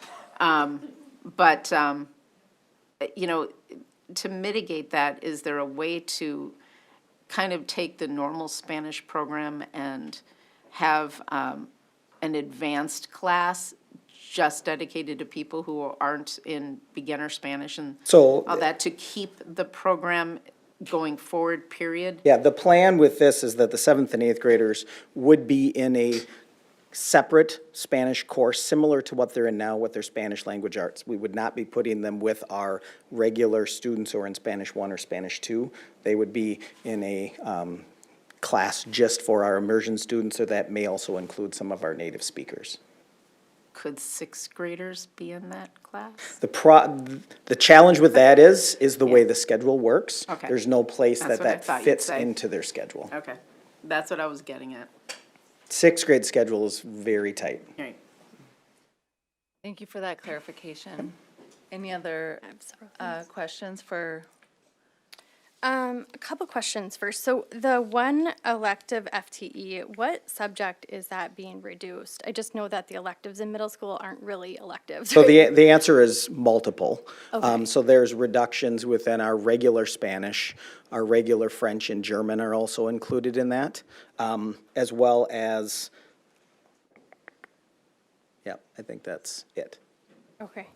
The Atlas programming, I believe the way that that works is like there's only 12-ish students accepted into that, and I think there's like an application process, I'm not really sure, but how will those students be supported Yeah, going that's a great forward? question. So yes, the Atlas program is for our current 7th and 8th graders. We have every year between 10 and 12 students in 7th grade, 10 and 12 students in 8th grade, so 20 to 24 students based on a year. Currently, those students, again, what that is, it's students that are identified. We do have an application process. They meet with the teachers, whether they be identified by a parent, be identified by teacher, counselor, whoever that might be, as a student that might struggle in a traditional class setting. A lot of that aligns with some of the ALC work that we do at the high school level. And so our ALC application is actually done with both the Shakopee School District and the Burnsville School District.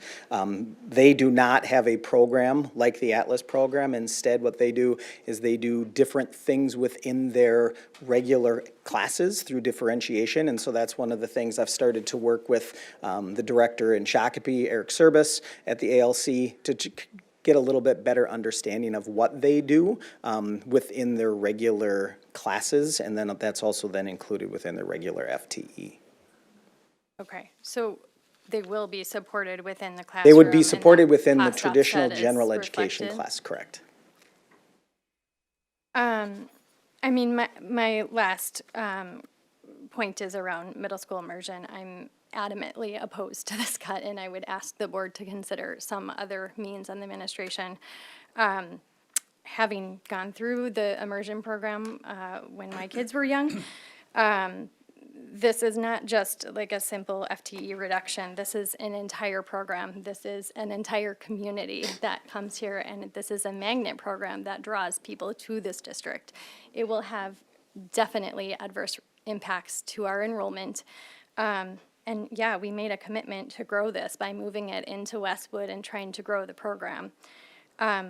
I appreciate that there's 130 students registered, but I would also point out that these classes, this current 6th graders, 7th graders, and 5th graders, were the ones that were heavily impacted by COVID. They're going into kindergarten, 1st grade, so like my family, many of the families in immersion at that time who were not in person did not choose immersion because they weren't in person. So this will grow from here on out. We're seeing our lowest numbers in these grades. I just think it's a huge mistake to cut this. And these families are heavily invested. They take, I believe, health and PE outside of extra hours to make this schedule work. Yeah, I mean, they have, you know, again, their PTCs are extremely strong, hiring the interns. So supportive of our school, and I think you're going to lose enrollment. I think it's a big mistake to cut this program. You know, again, I think looking at even, no cut is fun, but I think there are other options to consider. We have French and German. I think there was like 70-some students in each, right? That's not something people come to this district for necessarily, even though it's a great option. You know, I think that just, again, looking at our overall enrollment in the community and in immersion, it would be detrimental, and even cutting it for 2 years, even if it does come back, you cannot come back to immersion after a year or two being gone. You cannot.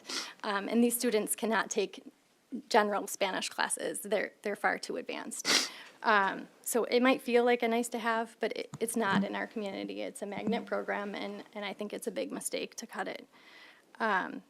So that's my opinion. I think we need to look at other options.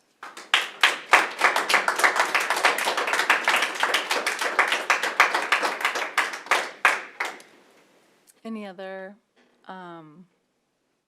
Director Olsted? Hi,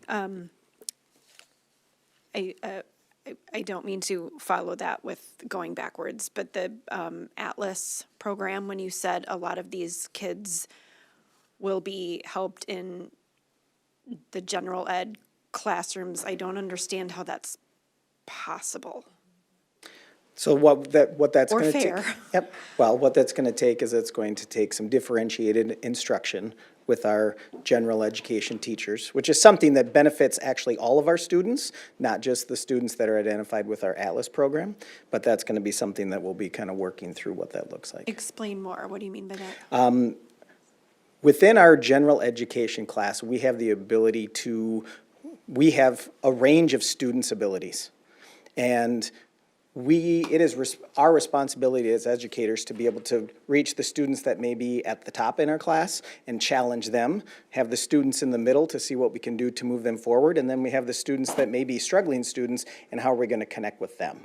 And so when you look at our Atlas students, they may not even, sometimes I think people think they are just struggling students. Many of our Atlas students are actually extremely intelligent students. They just struggle in that setting. So what are we doing with our instruction, right? We don't want to have situations where the students are just sitting and listening for 53 minutes at the middle school level, right? These are middle school students. They need to be moving. They need to be having change every 10 to 15 minutes. Are we doing a different activity? So what are the things that we can do within our classroom to help support those students? Yeah, that'll be interesting. The core subjects, again, realizing that the number here is not based on, one person necessarily, but what are, anybody explain more about what those So adjustments are? that's a breakdown within each of the four subjects. So that's a combination of the Okay. reduction within each of the four subjects. Okay, That's where that 1.6 comes from. thank you. Anybody else? Director Atkinson? Yeah, thank you. So what I think is so ironic is we sit here tonight and we just came off some town hall meetings where our community told us what they value most. And Spanish immersion was one of those programs. And just like Director Mason said, when we were talking about moving it to Westwood, we talked about growing it as it being a magnet program, as it's something special that people come to our district for. And so I was really surprised to see this on here. I was really surprised the eliminate sixth grade and then the change to seventh grade, because to me, that's like completely backwards of what other districts do. And I just took a quick peek at Eden Prairie, where they have a robust sixth grade immersion program, because the kids are coming off of a very solid immersion program in K through 5, and then it gets a little bit more focused and smaller within the seventh and eighth grade. So that, I was very confused about the complete elimination in sixth grade, because I'm just thinking, these kids are, I understand how hard it is to learn a language, and I'm sure they're very proficient when they come out of fifth grade, but missing an entire year of a program and then to jump back in, to me, if we're gonna stand for something, we have to stand for something. And we've seen parents in our district who have really great support of this program. And I even remember sitting here at this board table 3 years ago when I first started, where we had over 100 kinders enrolling into this program. So I agree with what Director Mason said. You're gonna continue to see the growth coming out of the Ola Delago program. And so I think the numbers that you see, and I think it's 60, correct me if I'm wrong, looking at the class size, there's 60 kids, is that correct? I don't know who'd have that number, but 60 kids coming out of the fifth grade class of. I didn't have that tonight. Okay, well, anyway, 60 kids who would be coming from the fifth grade Spanish immersion program going into the sixth grade. So the other thing that I really want to level set here is, I understand there's this conversation of if the levy passes, we'll be able to invest back in this program. I think the thing that was really concerning to our community in the past is this was one of the items that, it was on the list of if the levy passed, we would grow this program. And when people asked, what does that mean? They were told that they were going to hire a Spanish immersion coordinator. So it wasn't necessarily growing the program, adding teachers, it was adding more administration, which raised some big concerns in our community, because were we really, again, standing behind this program? The other thing is, when we look at the, well, I'm sorry, that would go back to K through 5. Yeah, I mean, I'm honestly very opposed to these cuts, and mostly because I don't believe it really aligns with what our community values.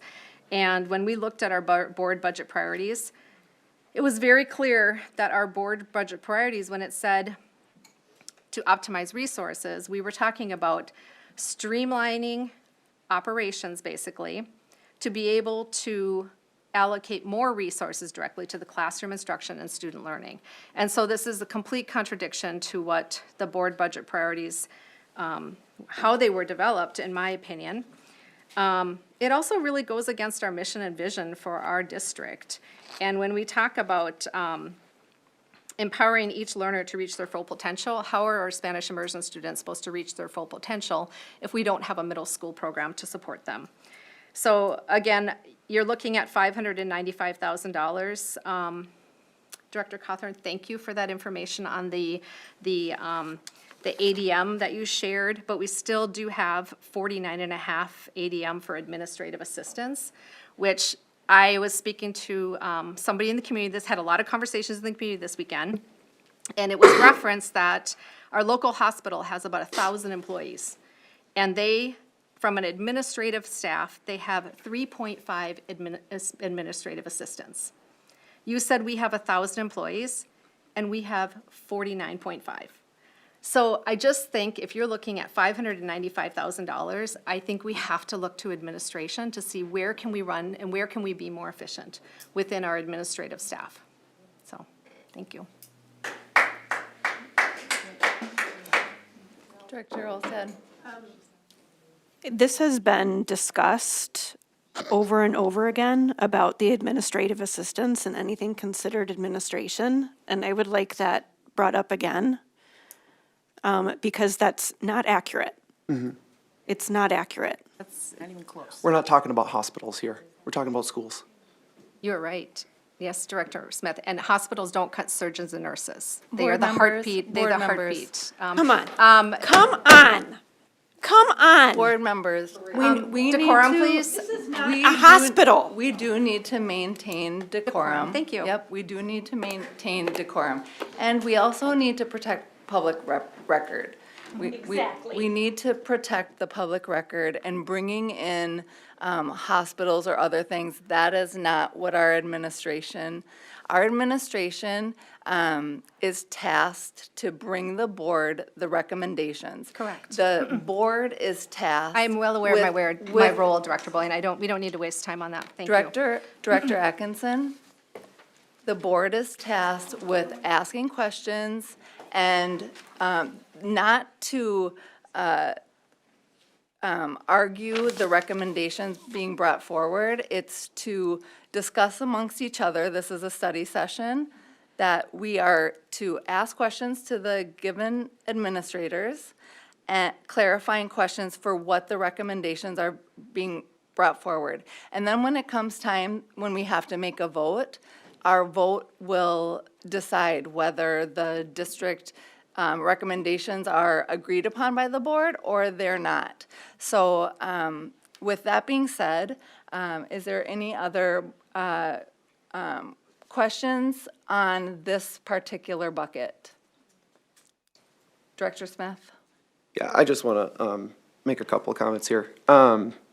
Because when we talk about the last levy and that proposal, since it was brought up, the district made clear what would follow if that levy had failed. It listed the programs that would be at risk. Spanish immersion, being limited to K through 5, was one of those options. Secondary electives being reduced. Middle school activities being eliminated. And at the time, those warnings and those facts were called scare tactics. They were called fear-mongering. And I think it is, if we want to talk about irony, I think it's quite ironic that we as a board seem that we can be absolved of how we helped create this mess. Because we have a part in this too. And we can't just say that the district is doing bad by our community, because we are as well. And like many folks who have emailed and spoken tonight, I am devastated by what is being proposed. I have read every single email that has come in on behalf of the choir, on behalf of Spanish, and if I could read each one of those emails into the public record tonight and take that time, I would. From my perspective, we as a board, we are part of this situation. We have helped create these circumstances. It has been said repeatedly that we are the what and the why, and the superintendent and his team are the how. For quite some time now, what this board has been is chaos. As for why, I wish I knew.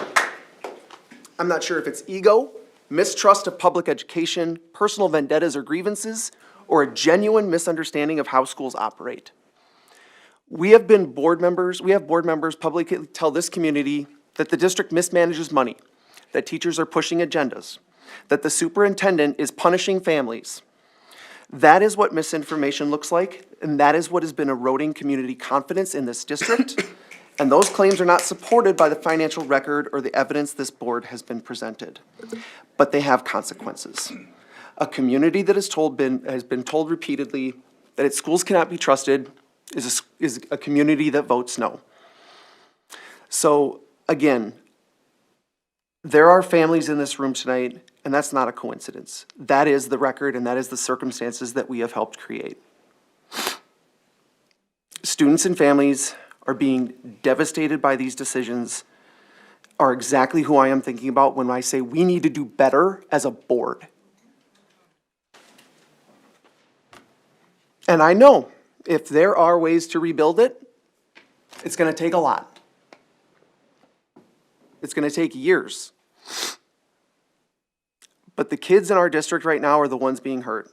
The kids going to school today, my kids, people in this room who have kids, and I don't understand why. I just don't. That's all.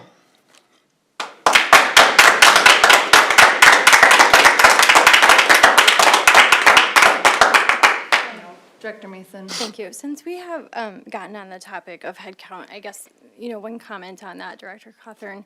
I had asked for the data behind that after, I think you raised it at one of the last meetings. And I think,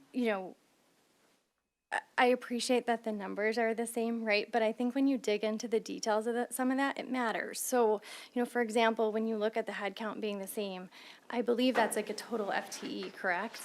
Some of those people might be hourly Kids Co. employees, some of them are salaried at different levels, like that information matters.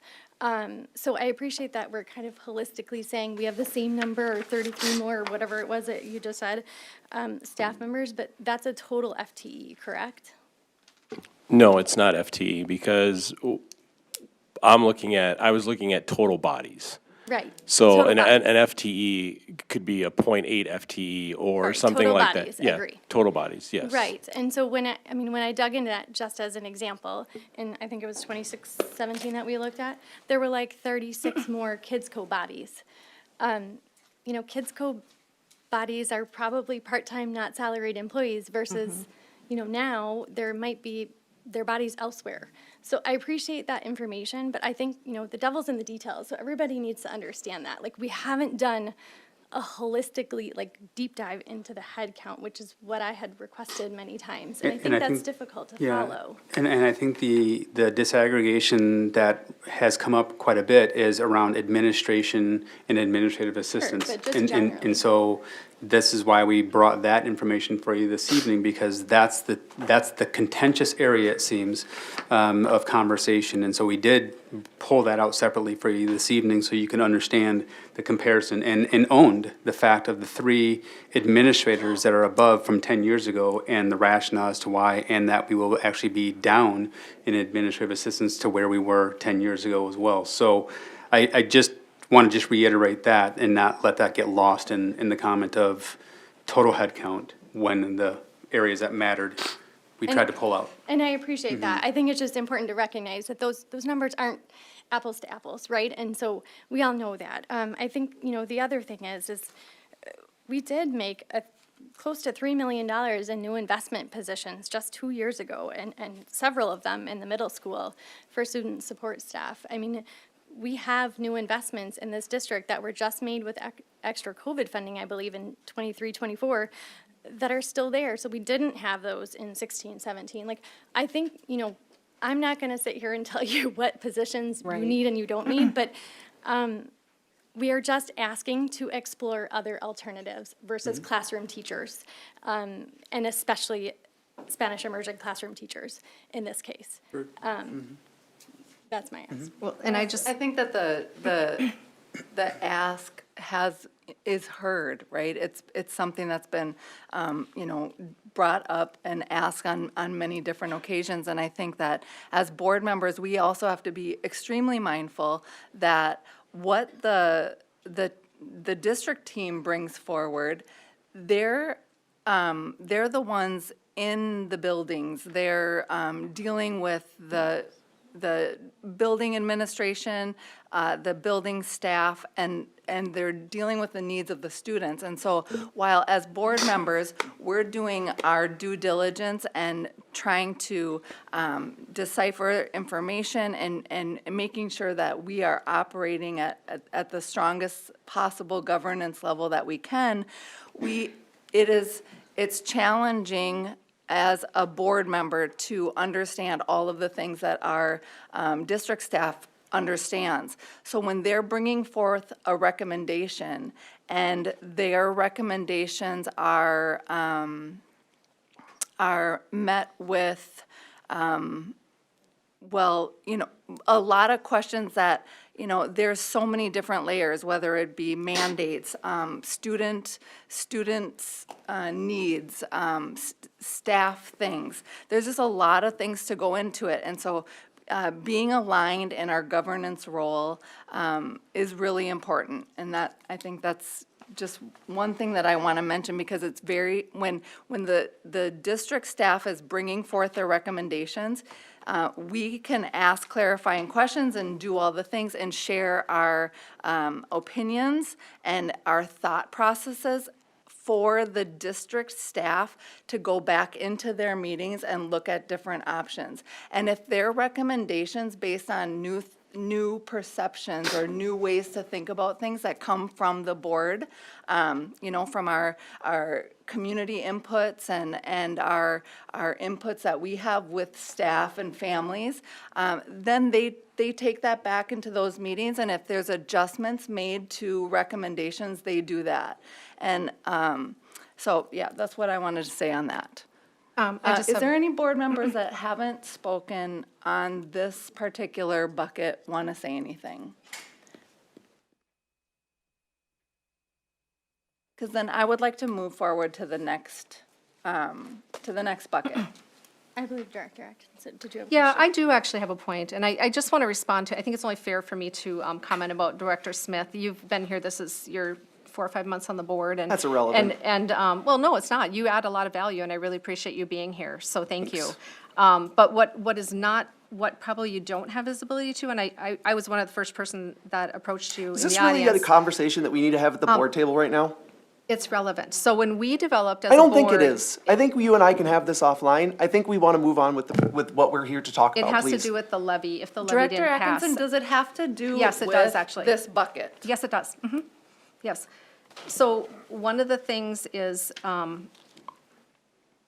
if the levy didn't pass, one of the things that was brought up is we would reduce K through 5 iPad technology. I don't see that anywhere on these budget cuts. And so I personally would like to see what does that, and ironically, when we went to this town hall meetings, That was something that was elevated, and we continued to hear from our community, was reduce technology, get back to pen and paper, and we heard it over and over again. In fact, it was even in our recap that we heard just last month. And so I would really challenge, like to see the administration go back and see what is the cost to do that, because it's something that we heard from our community. It's something that was on the list of if the levy didn't pass. And so I think that rather than some of these teacher cuts, I think I would like to see us look at what does that technology cut look like when we bring forth the next recommendation. Just a point of clarification, Director Atkinson, the specificity on a grade band of iPad reduction was never on that list. It was on the list. I'm looking at the list right now, and it says reduce student access to educational technology, but there's no specificity as to what grade band or anything that, So- would be. I went and looked at the levy, I searched it on our website, and then you go under what happens if it doesn't pass? I'm on it. We're looking at it right now. I'm looking at it right And now. that is But not I just- information that's in our current board packet. Mm-hmm. So it may be a conversation for offline. I think that the comment is noted about technology. It has been shared at other board, since our town halls have concluded that And some technology has been reduced as a result of that. that comment has been, Correct, kindergarten. has leave. been noted. First.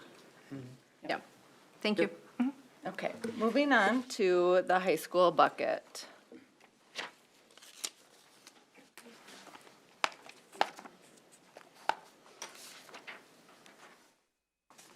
I don't know what director is. Mr. Thomas, What's that? who's going to, is there any? No, it's just. We've already went over it, we're just Yeah. discussing it. Yeah, Other is there- questions? Oh, sorry. I have a couple of questions. All right. Director Olsted. When it comes to, I'm curious about, can you talk to enrollment in min caps, choir? There's a foreign language one that says due to numbers reduction, choir reduction due to student counts, and then min caps. I just made the assumption, but correct me if that's not the right assumption about enrollment for min caps. So I just, Sure, I well, don't mean to put you on the spot with like exact numbers, but even generalities I think would help. Sure, Dr. Bezic will talk about some of the Sure, I'd be happy registration and enrollment. Thank you, Dr. Beasley. Yeah, no problem. You want me to start going down the list here? If I'm looking at min caps, well, just overall, I mean, we've been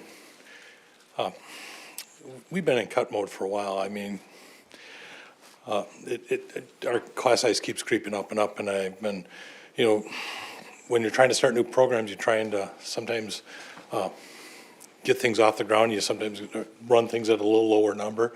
But we're getting to a critical stage here where I can't keep floating these lower enrollment courses at the expense of my core subjects. So I've had to make some tough decisions and look at what are my average class sizes. And, we have a guideline that we try to run nothing under 20. And sometimes we hit that, sometimes things pop under that. And when I was looking at some of the min caps enrollments, I had some, and part of the great thing about min caps is you have that you're collaborating, you're teaching, you have people working together. But that also means that if I have my ed pathway that is on the list here, I had 25 students. Now that sounds great, but I have 2 teachers teaching those 25 students. So that's really an average class size of, 12 and a half. So how can I run that when my average class size is getting up now near 34, 35? I just can't. So I'm having to make these decisions that are kind of ripping my heart out as well, because I feel like we're, a lot of great things that we've been doing. I don't want to be in the stage of my career dismantling programs, because we're all about giving opportunities for kids. But I have to balance that out. So it is, making the, choosing between good and good. We've heard that over and over again. To tweak some of that, I was able to, the trades pathway too, we've been trying to build that up. We had 3 teachers, so I had, let's say 50 kids in there with 3 teachers, well, that's a low number as well. So I was able to reshuffle that into a 2-hour pathway because the key parts are the math and the construction working together. And we were able to take the English portion out of that, and now I can make that a 2-hour pathway, which is closer to, 25 kids instead of it being, under the 20 number. So I was just trying to do things to make things more efficient, because my other teachers are looking around going, geez, my class numbers are creeping up, and why is that class being offered at such a low number? So, I've had to make some tough decisions. Some, just a tweak, some pathways we're making a decision to eliminate. So that would be the answer on, something like that in MinCaps. Now the business pathway and the healthcare pathway are going gangbusters. We're adding kids, hand over fist. I think we're going to add a 60 more this year to the healthcare pathway. So, we've got a lot of good things going on too. So, and every year I have variance in electives. Even in a good year when we're not cutting, I have, the low end courses are going to be enough to offer enough sections of that. So there's always some variance in the bottom person in every department. They're always kind of wondering, are they going to be cut or are we going to add back? There's always a little bit of that. It's just that this year there's more angst because we're making an 8 reduction.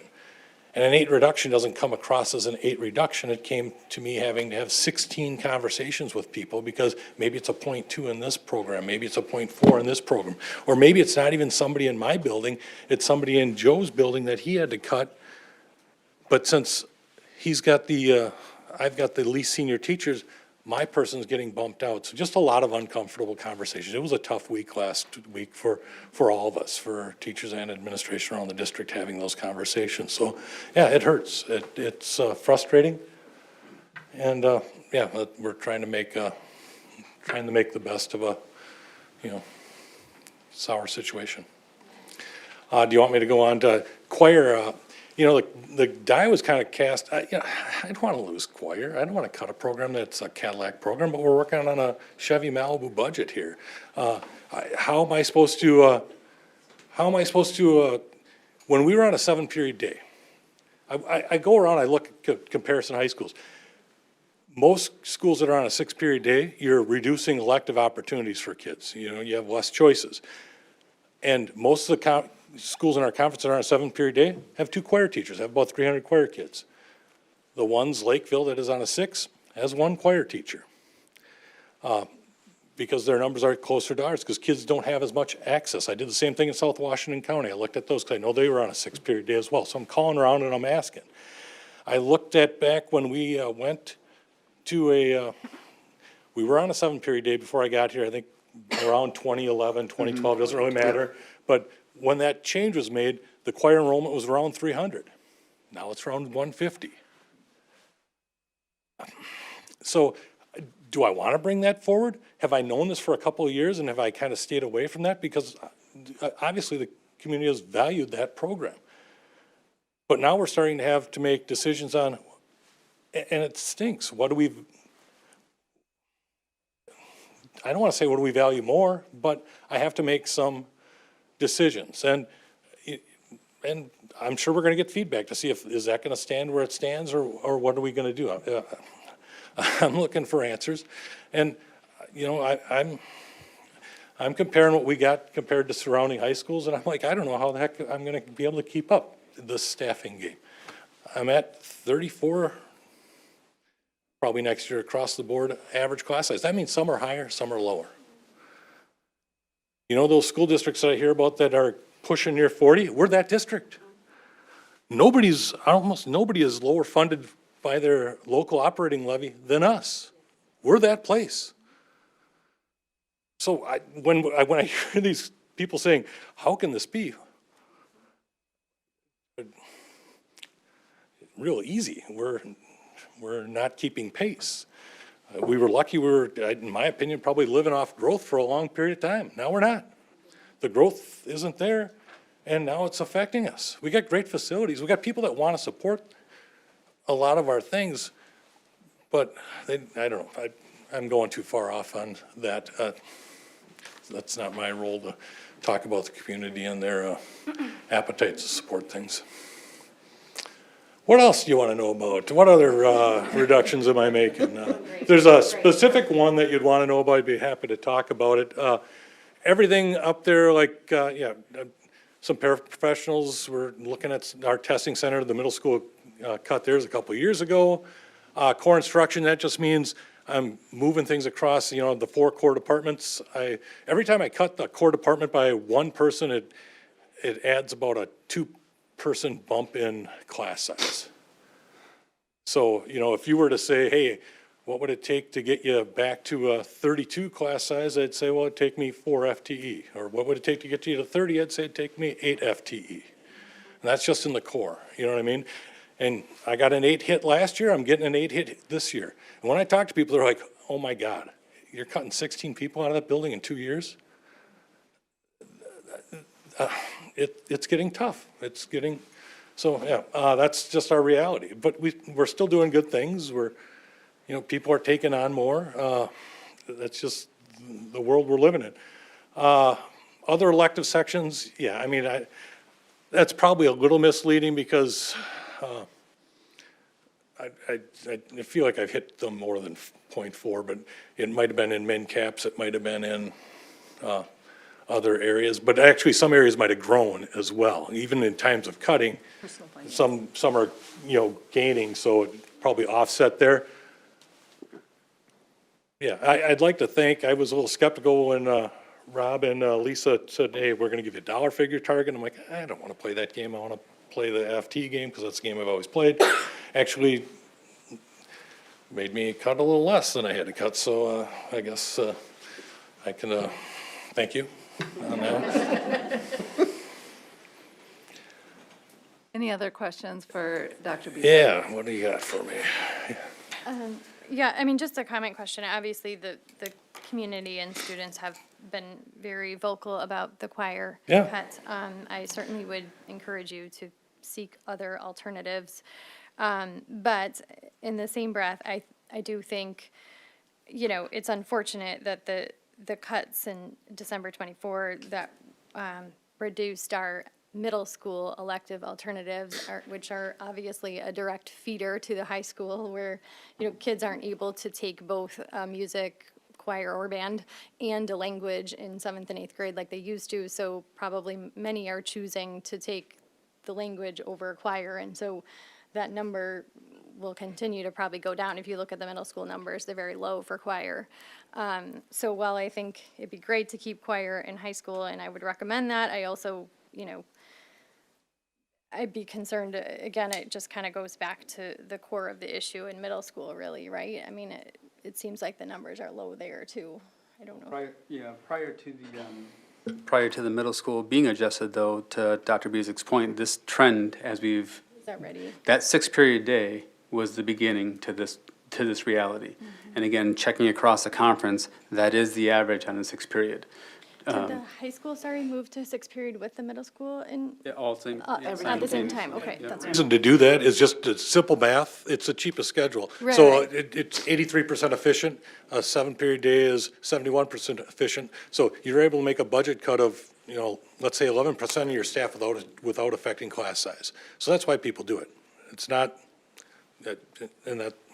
so if we wanted, sometimes I hear talk about, let's go to a 7-period day. Well, I got 2 things. First, I need to get the 12 FTE back to get my enrollment at a decent number. Then I need the additional 12 FTE to get my 7-period day back.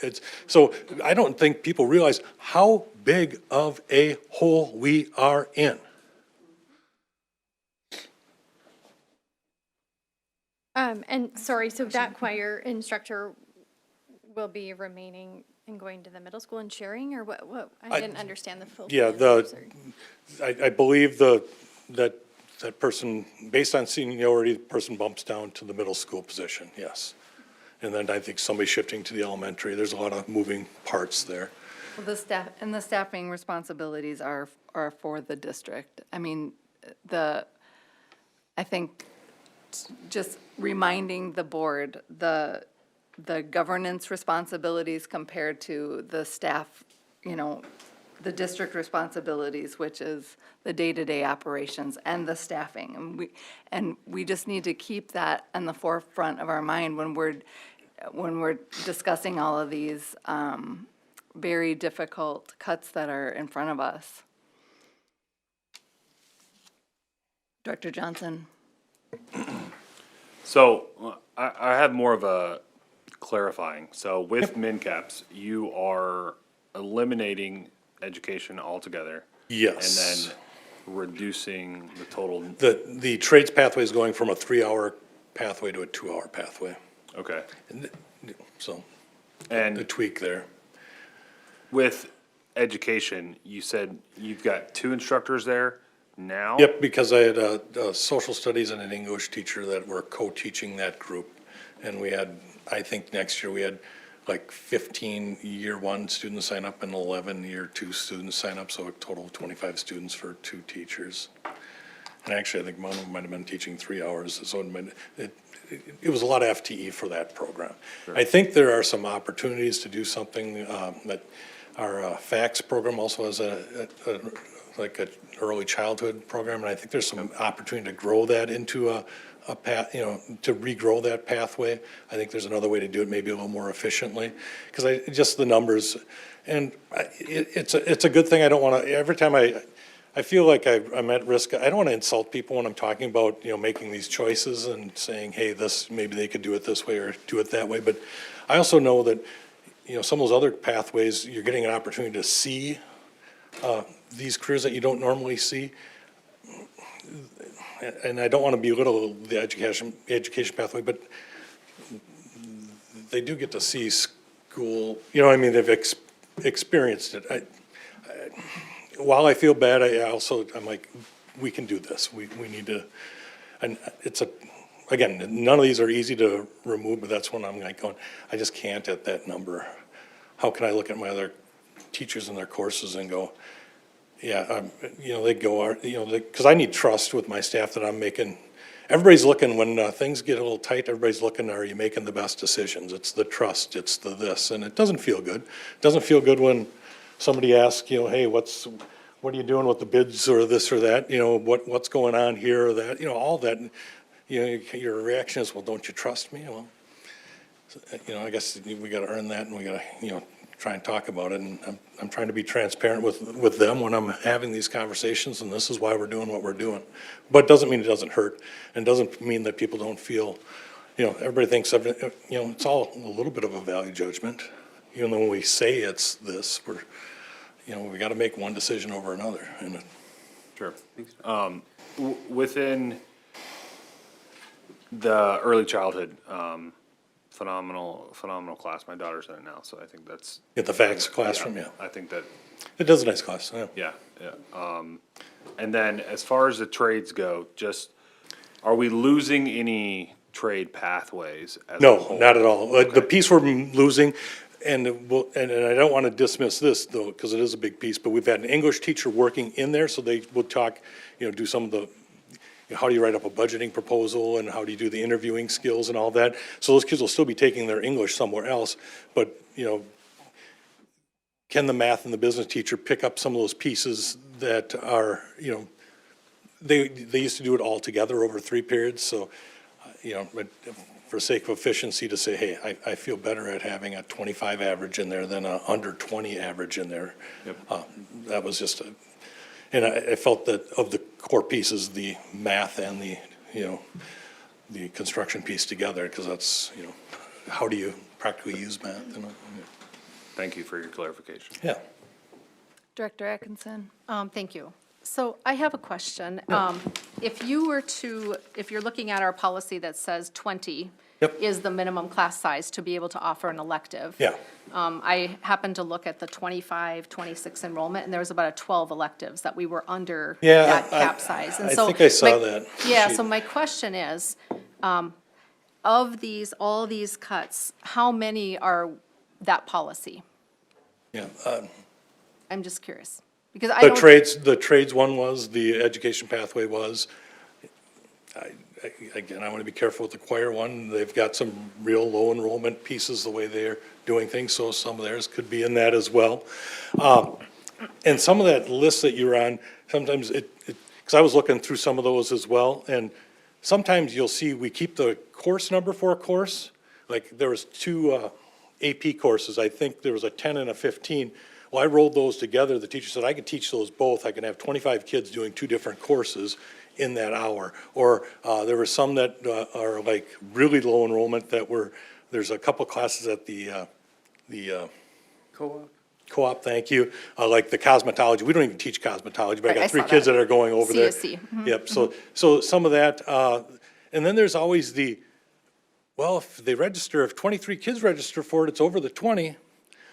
Well, I know a lot of times that if it's a singleton course, then only 23 kids register for that. Those kids might have such a tight schedule that they have another low enrollment course, so they're gonna have to make a choice. So if it drops to 18 or 19, then it's under was I not supposed to run it? So that's why sometimes you'll see an 18 or a 19 and then there are a couple of those courses were concept courses, which we ran, it's kind of a lower level,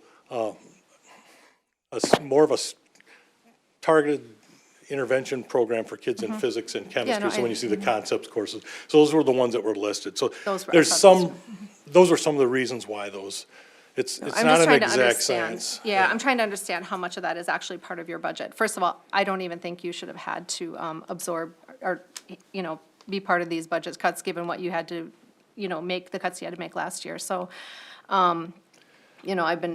I think with the choir, I want to level set that though, because there's 186 students, I think, that were enrolled in choir last year. And my understanding is for those classes that are the 10, the Meister singers and some of the higher level choirs, that they actually try out for those.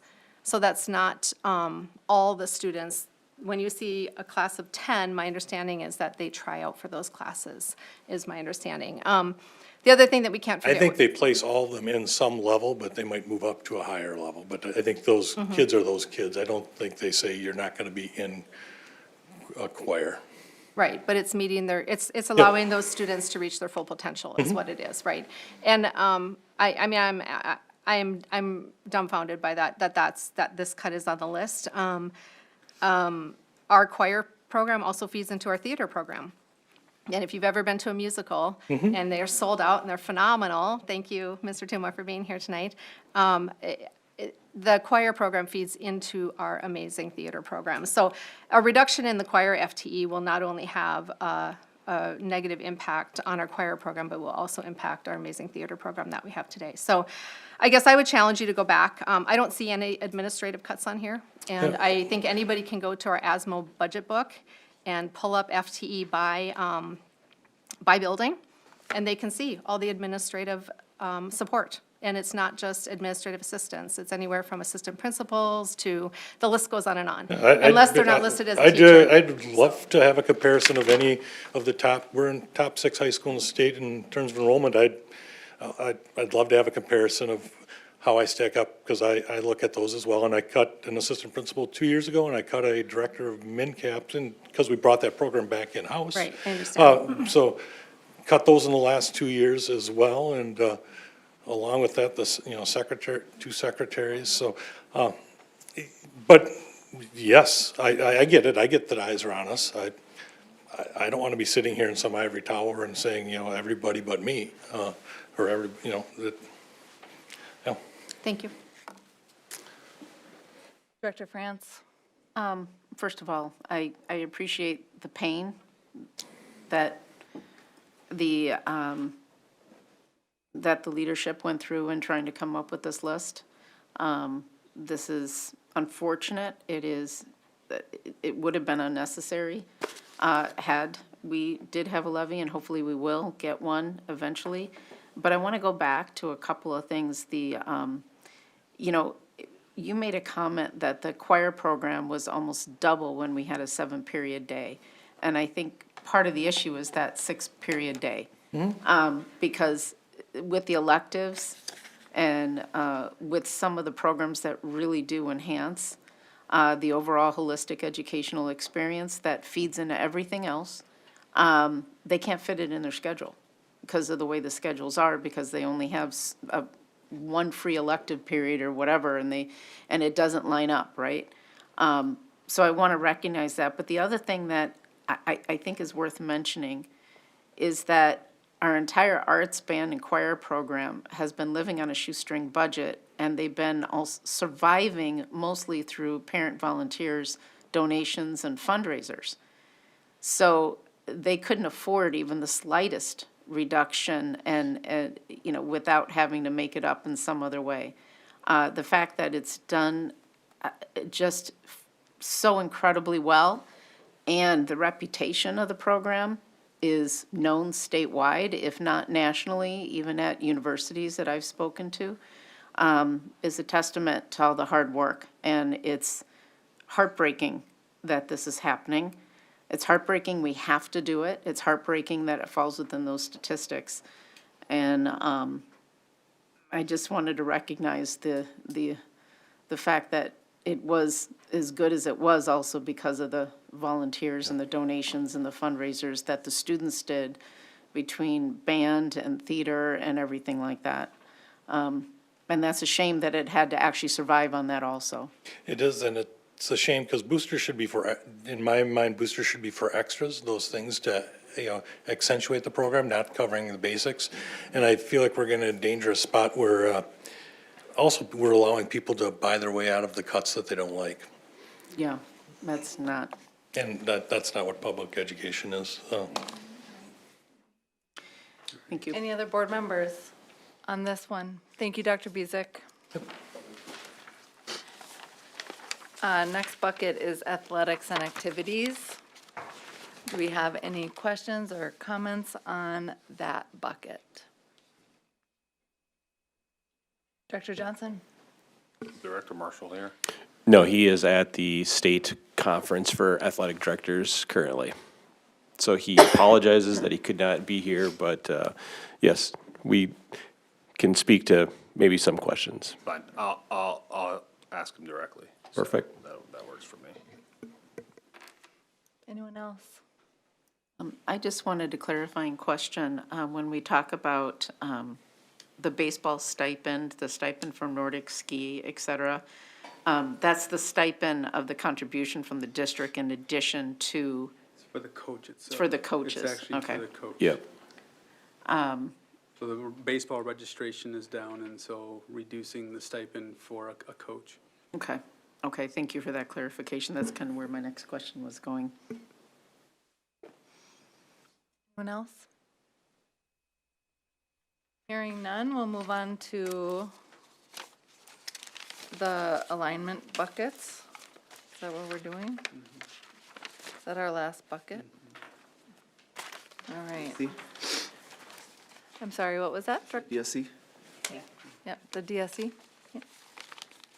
Board members, comments, questions, clarifying questions on this bucket? Yeah, I just Director Mason? Yeah, question on the special ed retirement. I'm just curious what role that was, and I think you had mentioned like net savings on this, and like how are we replacing that role? So as people reach that point in their career where they are considering retirement, typically they're at a top end of the scale. And so, Special ed teaching staff? yes. Okay. Yes. And so the combination of the retirements that have been listed under the special education team, and then netting from that, what we know or anticipate that cost to replace will be, that's the net difference. Thank you for that Yes. clarification. Anyone else? Yeah. Director No, Johnson? no, you go ahead. I know our goal as far as the transportation RFP is savings. But seeing as we don't have that, can we actually calculate that in here? I see your point there. The 100,000 is what I had considered a safer number, given the fact that as we take a look at the closure and the consolidation of buildings and such, I mean, a route currently is around 76,000. So that's looking at like 1.5 routes that we'd be trying to save, and I'm anticipating that that's something we can achieve. And from my perspective, it's kind of tied directly to the whole process of consolidation. Thank you. Who's next? Go on to the next bucket. I'm happy to add a couple things. You know, this is the slide that probably concerned me the most. I mean, with the move to Grainwood, I would have thought this is where we would have seen the administrative and the central staff cuts. And I've spoken to some other districts that have also faced difficult decisions, and many have taken significant steps to reduce administration and central office expenses. And while those choices are difficult, and I understand that, those districts continue to operate very efficiently with little impact on students. And so I just wanted to share that because this was the bucket, this was the one that I would have thought that we would have seen a bigger reduction in reductions. So rather than cutting teachers and student programs, which I believe is completely counter to our strategic plan of educating all learners, I would challenge us to go back and really look at our administration and our central office staff to see if there's any other efficiencies that can be created within this bucket.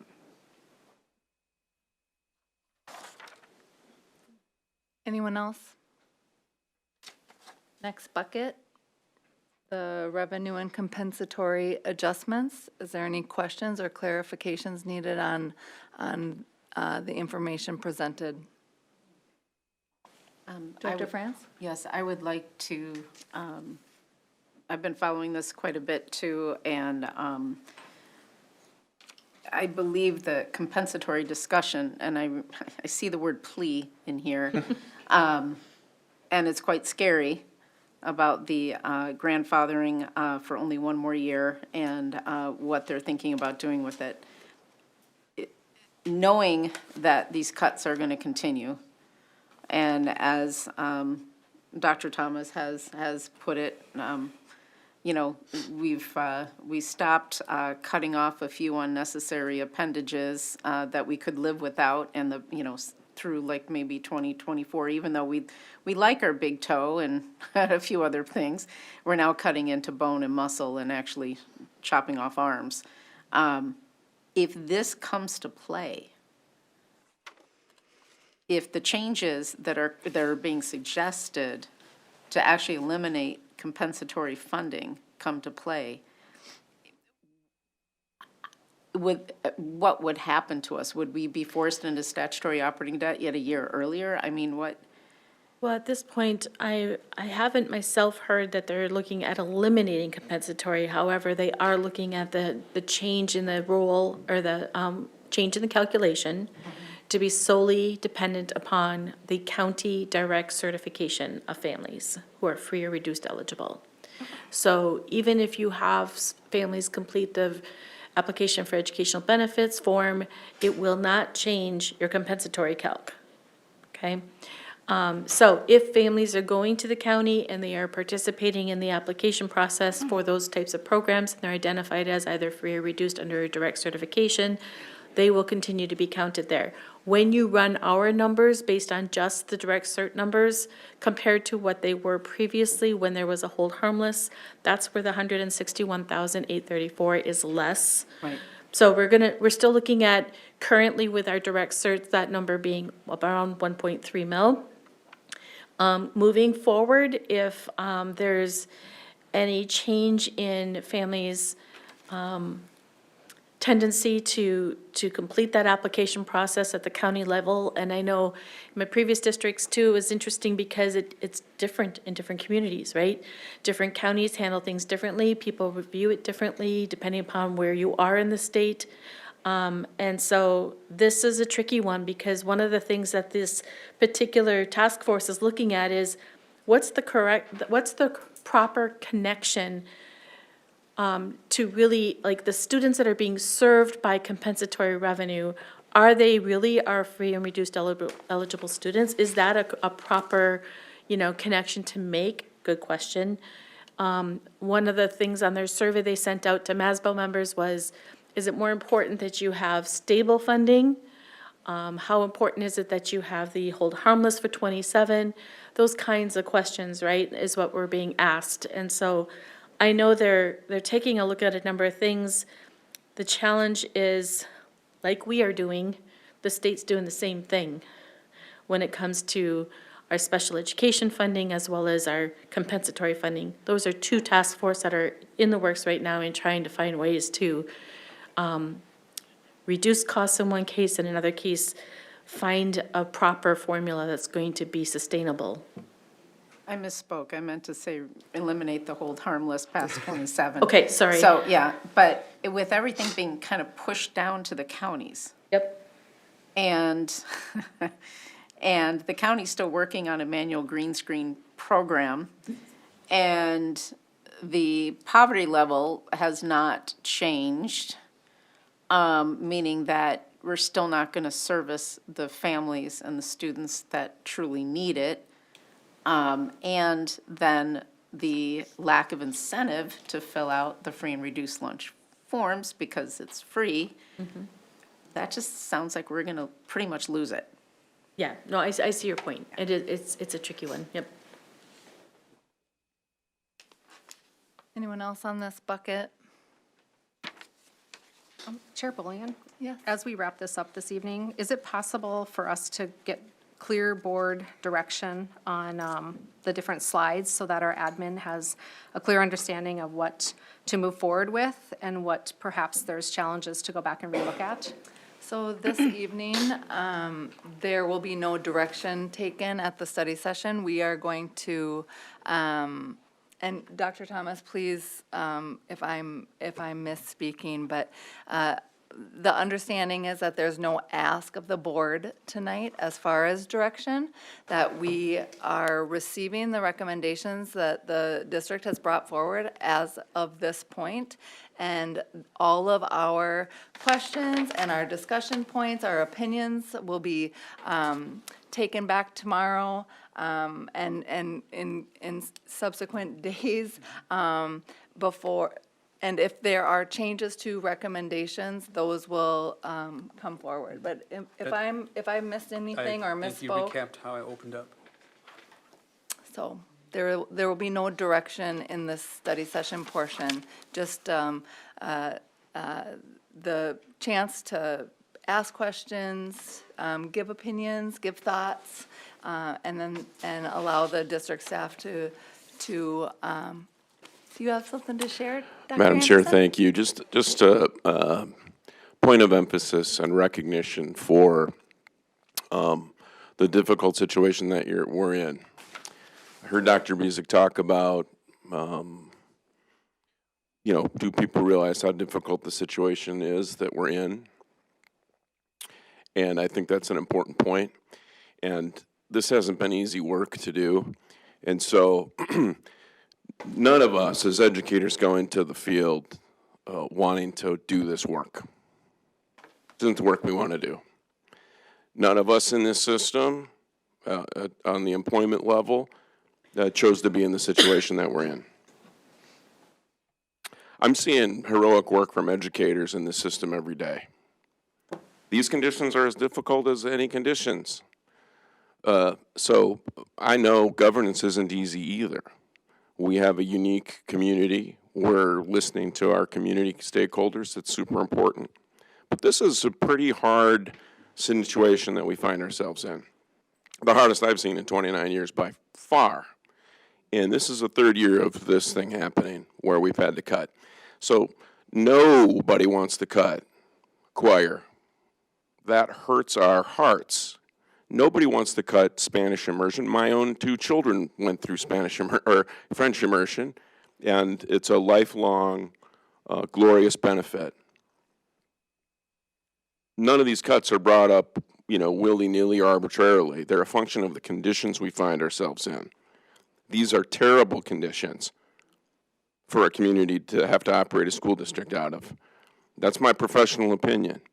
And these principals have been sitting in weeks and weeks of meetings having difficult conversations with folks that they don't want to have, doing heroic work. Have they brought the perfect list? I don't know if there's a perfect list given our conditions, but they've done incredible work. They're doing incredible work. We're still doing incredible things every day. People are working their tails off. It's impressive. I just want to give a nod to the principals who not only came tonight, but have done this heroic work and collaborated to try to figure out how to solve this puzzle. This is a difficult scenario that we find ourselves in. Nobody wants this. We want the best for our kids. We want to educate them in a world-class way. The conditions that we have now are a headwind into getting that done. So we're working our tails off. This group is working super hard. It's hard to figure out what to do. I'm sure they'll do the same thing they've been doing, which is to take this feedback, think about what's possible, and try to come back with whatever puzzle they can solve to serve as many kids as well as they can. But we're cutting good things. We're cutting great things. That's what we have to do with these conditions.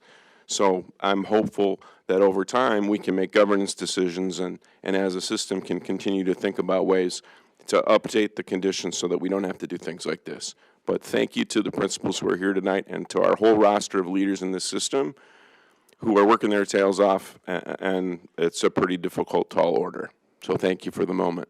Thank you. you, Dr. Thank you Anderson. for taking the moment, Dr. Anderson, because it is very important that the board, hears what you're saying, remembers what we're saying. The board, board members, we are brand ambassadors for this district.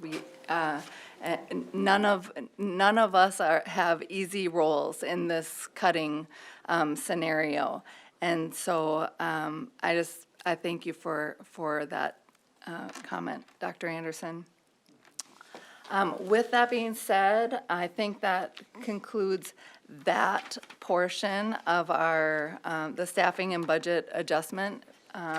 We will move on to the single federal audit report. Director Ryder, thank you. Let me find the right report here. One moment. The hover. I think it's just in your board packet. Can we take a break? We're going to take a break. We're going to just take a 5-minute restroom, get a drink, and then we'll move on. Okay.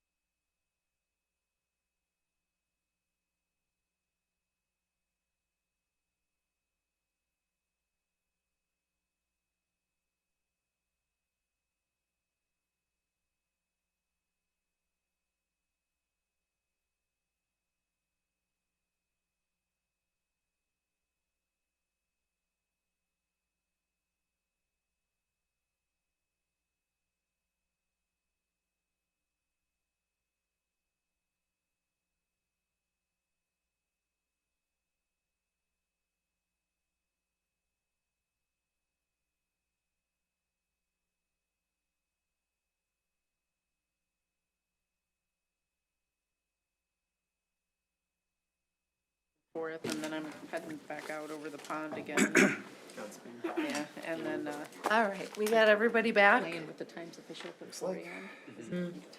You ready? Yeah. All right, team. We'll move on with the single federal audit report. Thank Director you. Ryder, thank you. Yes, so this evening in your board packet, you have 3 reports under this agenda topic. I won't walk through all of them, but I will point out what you need to know about each of them. So if you take a look at the required communications, I would point out that at the bottom of page 1 and at the top of page 2 of that report, you will find essentially the 3 things that you need to know about this process. A little background first, I'm sorry.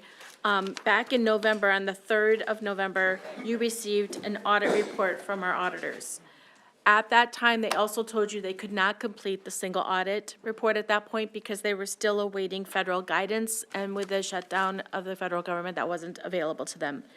Since then, they have received it. I do know that no additional testing was required on their part in the process of between then and now, but they are completing that process now of that single audit, and it's time to just report out then those findings.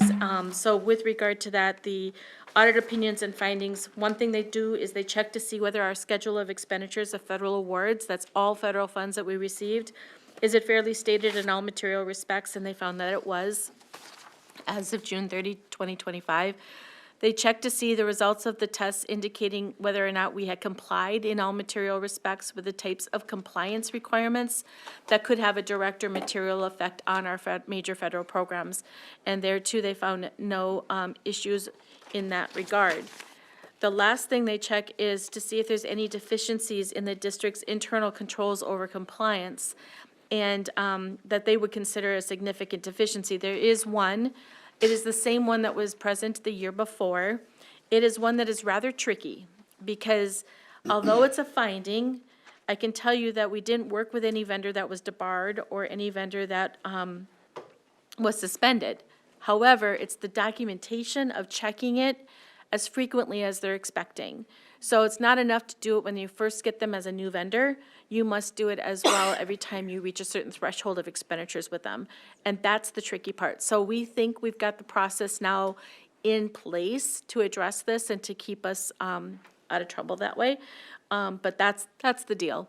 And so I'm not too concerned about that one because it's a common one and it's a tricky one to finally satisfy where everyone is on the same page and agreeing that we've done what we can in that regard. So this kind of lays out what it was that they found in that. The CAP, which is the corrective action plan, is listed in a separate document, which talks just about that finding, and you can see the 2025-001 is the current year finding, and backside of that page is the 2024. The last document that's included in this packet under this agenda item is the actual federal single audit report, where you can see our federal programs listed, as well as a lot of repetitive information from the other 2 documents, but it's all in one place. Happy to answer any questions or maybe. Board members, any questions or clarifications needed on that? Oh, I remember you mentioning it during the audit process, so thank you for the further explanation. Okay. Okay, hearing none, we can move on to the next item on the agenda, which is the 2026-27 board budget. Dr. Thomas? Actually, I'll turn over to Oh, to Director Ryder. Director Ryder? Yep. Okay, very good. I'm gonna pull it up on the computer again, this one. Thank you. Simply because we have, there was a request for the board budget showing the last year expenditures as well. So that's what I'm pulling up here, and hopefully you can, let me see if I can get this larger. I think if I do this, that will help.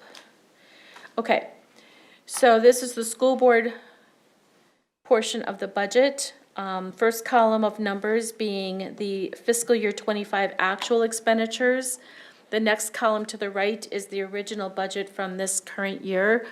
And then the middle column of numbers is the revised budget for the current year, followed by what is so far year-to-date expended, and then what we are projecting that budget to look like for the 26-27 year.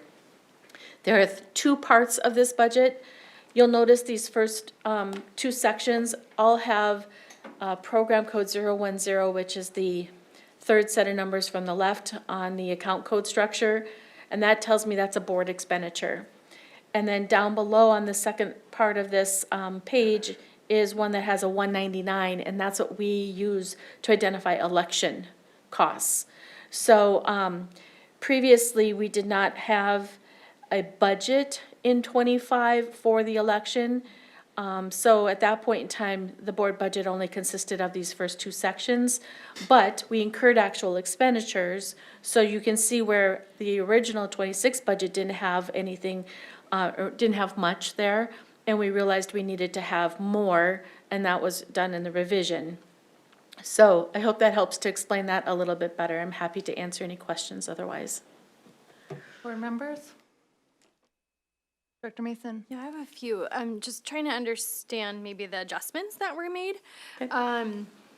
And for the record, I am all for taking this down to the lowest level possible because I feel like I want our money to go to our students. But the travel, conventions, and conference went up like 4.5 thousand. What was the reason for the increase there? So under school board budgets, the third one down, is that 6,500 from like $2,000? I don't know what it Right, so there's, you're seeing a budget projected for next year that has been increased by $4,500 on that line item. Yep. For what reason? The potential that we'll have 4 new board members and I have to take phase 1 and 2 with MSBA and other MSBA workshops.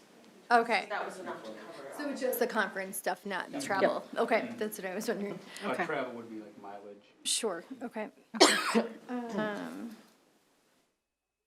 You explained one of these. And then the additional, like, I think the printing and binding is way up to 5,000.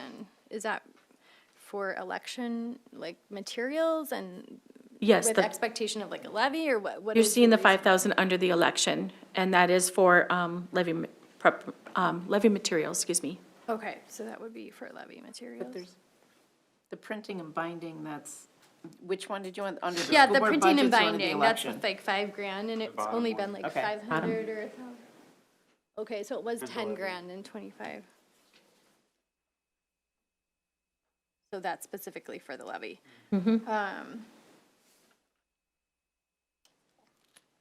I think you answered the rest of my questions. Thank you. Anyone else? No, I just, I agree with Director Mason. I think any ways that we can make to reduce expenses with our school board budget going forth for the balance of this year and then even into next year. I know we were asked if we wanted to take an AMSB training course, and my concern is we're spending money on consulting fees rather than spending money on our students. And there's a lot of free classes. I'd be happy to pass them on to you. Director I'm happy to do that, but I do not support spending additional money on consulting fees or trainings this year. So, thank you. And just to protect the record, there wasn't additional money being spent on that training. That training is an optional thing for board members to either to choose to do or not to do. And that was covered outside of the board budget, so. But Chair Brolian, wasn't it $200 per board member to take it? It does cost money, regardless of which budget it comes out of. But it's not taking away from anything. It wasn't taking away from our specific board budget. I'd rather the And money go to the students. the training, again, it's, the board members can choose to do the training or not to do the training, so. Any other questions or comments on the board budget? No, I'm happy to see it went down, actually. So I think that's, if everybody else is being asked to reduce their budget, we should as well. So, thank you. Thank you. Next up is the levy survey update. Thank you, Chair Bullion, Board Directors. So at our last time together, there was a desire to have some type of very brief survey go out to the community still. And, there was mixed conversations. I think several felt we kind of knew the big themes, but wanted to have some kind of short survey that would go out. So we didn't know how much we should front load on the survey, and I also didn't want to put costing here. We'll talk about some costing tonight, but I didn't want to have it in print because then the moment something goes in print, people say that's the actual number. So we'll talk a little bit about that, but the first portion of the survey is obviously just to validate that we're making sure that we're getting our residents, our community members taking the survey and not another community stacking the deck. And then when we go down into part two, the actual 2 questions, because we were saying really short and sweet. The first one, just trying to get a sense, what are the things that are, that's very important to you that you want to have protected or you want to see restored. We started off by listing some examples, but we were wondering whether we were we would be accused of leading the conversation in that. And so we kind of pulled back from listing out examples, but people could write that in. And then question number 2 is trying to reconcile the willingness to financially support the things that you think are very valuable. And again, we heard mixed conversations from the board to say just show a number. Then we also thought we should talk a little bit about what are some examples of how much it would cost to do certain things so that you all had an understanding of that as well. And so, and then also I think Director Smith, a couple of board meetings ago, just asked also what, given what you think would need to happen to really respond to bolstering, the outcomes and experiences for kids from the academic standpoint, what would that look like and what would that take? So we kind of started with that, and then we could itemize like this is what it would cost if we were doing class size. This is what it would cost to look at advanced differentiation or to look at intervention supports, et cetera. So we have some of that ready to discuss with you all tonight. And I don't know if we want to start there and then just kind of open it up to figure out what of any of these dollar conversations would you want to see inside this to lead the conversation on the survey, or do you want to just keep it kind of blank?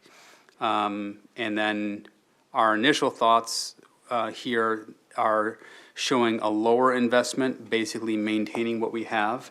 If you all recall that maintain what we have just to stay afloat was around that 7 mil, and that was roughly the $32 additional. And then the moderate would, in higher would go up from that.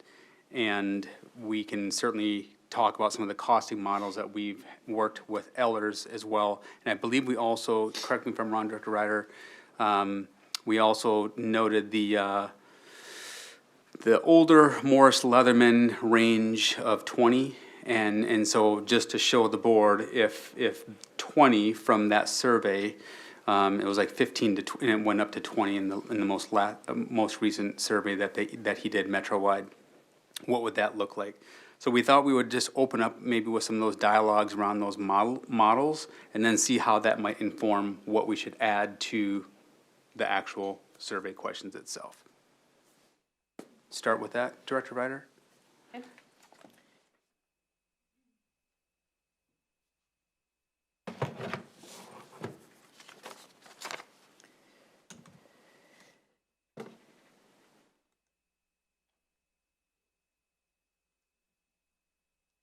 Okay, so we will start with this then, I think, as you just made mention of it. This is, you've seen portions of this before, where we spoke about the first column of numbers, which is the $3.3 million, $180 or $15 per month. And that would be in addition to where we are now. All of this is in addition to where we are right now, okay? The added column is the 486 in the pupil authority, and that's almost 4.5 million there. And that is the $20 per month that was referenced from previous. You saw the third column of numbers for tax impact, the 377 previously, and that's the $7 million that we talked about, and that's at almost $32 per month. And then there is one listed here that is 807, and the ask here was, what is it gonna take to get to 15 mil? And not so much about how much per month, but rather show me what it would do to see an additional 15 mil. And so that's just out there for a purpose of discussion. All of these numbers I'm referencing are sorry. Director Ryder, can I interrupt? So with the 15 mil, what was that dollar amount? 807, sorry, my math in my head isn't very good anymore. It's about $67. Okay. Per month. Thank you, sorry. Nope, that's fine. Absolutely, thank you for that. Hard for me to always know what you need there, so thank you. Does that help there? Yes. And then I'm referencing the row of numbers that show the 525. Okay. And that is the average homestead property. And Director Ryder, does the, does the 1,633, is that the dollar, like right now we have the 624, or is the 1,633 on top of the 624? All of these numbers are on top of the 624 we have. That number would be 22 something, okay. Yes. Okay. Yep. And does this also take into consideration the fact that, like, I know I had shared with you that example, how you can take a $500,000 house in Shakopee, and they have a $1,600 levy. Yep. And they pay the exact same amount of property taxes to the school district as the same house in Prior Lake, that we have a $600 per pupil unit levy. Yep. Because we have fewer residents, less commercial. And so does this model take into account all those tax factors? I mean, I'm just trying to get my arms around that. It does. This is solely talking about the operating referendum. Right, but Okay. it's talking about the whole, like, balance of, like, we have less commercial and we have more farm and all that whole calculation is included in there. And for us, the impact to the taxpayer homeowner is very close on the operating referendum calc to that which is the capital projects Right. tax rate, right? And in some districts, you'll find that that is a much bigger gap. And so in those districts, it's far easier to pass the operating referendum than it is the capital projects. And it all has to do with the tax properties that, The calculation, yeah, I mean, I was shocked that Commercial versus not. Shakopee has a $1,600 levy, and they pay the exact amount of taxes to the school district. Yes. As we do in Prior Lake. yes, And which makes it more difficult It does. to pass a levy when we're more tax sensitive. So, thank you. I think the only other thing is, with the inflationary factor, does that included in here at all? yeah, or- so when talking inflationary factor, this is something we'd have to educate people on, but you will not find anyone's tax impact data showing that because there is no inflation in the first year. Right, yeah. So So this is instead, really first year impact? this is just first year. Okay. Yep.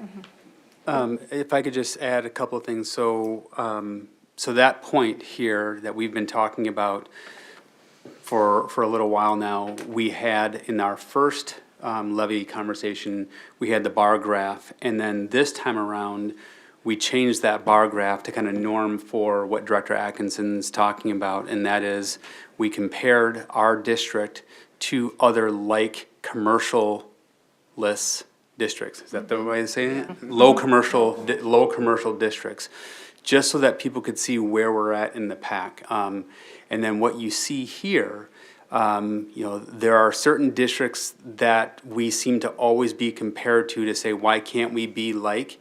And that far range is if we were funded similar to those districts, that's what it would look like in our district. So I wanted to give the entire continuum for the board of extremely low to, sitting at that top 3 or 4 you know, in the metro.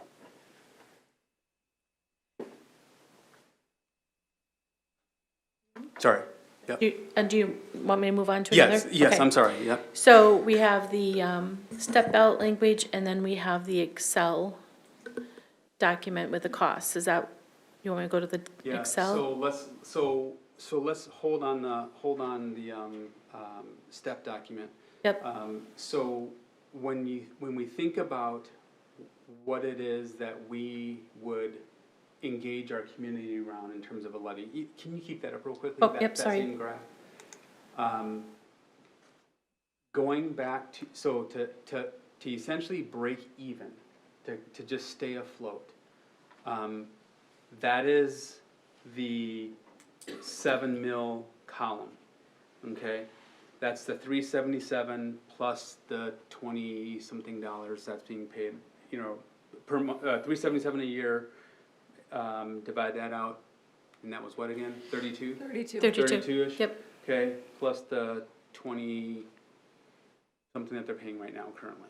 a Yes. month. So roughly 51-ish, 2-ish dollars a month. Yes. That's the ask to keep things afloat in our district. Dr. Thomas, can I ask, when you say what, that's the ask for keeping things the same? Yeah. Is that after the recommended cuts Yeah, have so been we already make- made? We make the cuts, and this is also premised on making 4 million in cuts, or was it 3 million? 3 million Moving in forward. cuts. Next Every year. Every year, Every year? every year. Okay, On so, top of that. and I think it's, that's the thing that I think even at the last levy conversation, you were really trying to get the community to understand, is that, when you were giving the separate asks last time, it was, just having the community understand that this ask of the $32 or the 7 mil keeps things the same after all of the proposed cuts that we are to make now. So it's not the same as today, it's the same after all the proposed cuts. And even with passing this amount, it would be a continuum of $3 million cuts per year going forward. And I think that's it's hard to grasp because it is.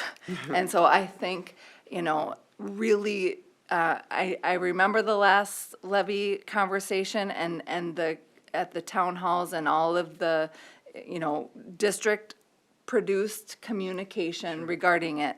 It was in line with what is being told now. And so I think, however we can solidify that this $7 million ask, keeping things the same, are not as today. Well, it is essentially, I mean, we're gonna be in this perpetual reduction cycle with the 7 million that's coming in. And that just kind of keeps us at forget the term, an even keel. And I just also, so I start there because the conversations or the question also was, well, last time you went out, we as a district went out, we were asking too much. And so if we moderate the ask more in alignment with what the community surveys were suggesting through Morris Leatherman, what would that entail? And that again is that left-hand, the left-hand column, I believe. I'm sorry, the 486 column. So this here is still gonna require that 3 mil reduction. But we're not going to be netting what we would be in this other, so we're actually going underwater by asking that.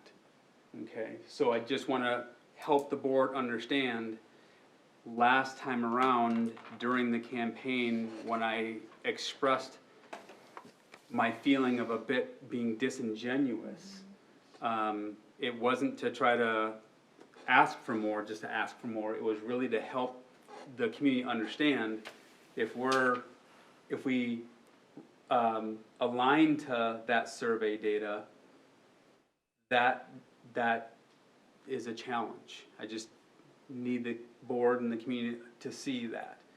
And so, if you're asking me today, this 7 mil is, in my humble opinion, like that's the lowest maintenance with the 3 million cuts. That's like the floor. Anything below that, we could certainly do that, but it compounds our kind of fall fairly quickly. Sorry, question on that. I was trying to find, and I don't know if it's posted anymore, the deck that we shared in those town hall meetings. Yeah, it's.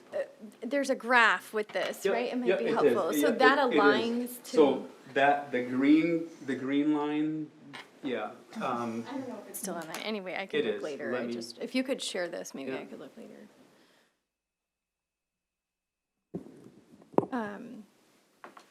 I just felt like that was a helpful visual to compare Yeah, the and two. those are the three that we held up. Here it is. So it was On the website. this. If you go, well, yeah, it's on the website and it's this line Oh, right that one, here. yeah. Okay, Yeah. that's the one that you're referencing. Okay. Is it under the business? And that green line on there, that was the highest line during our town hall conversations.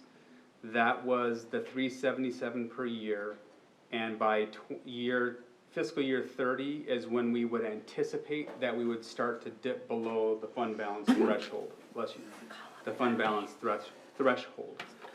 So that would carry us for 3 years.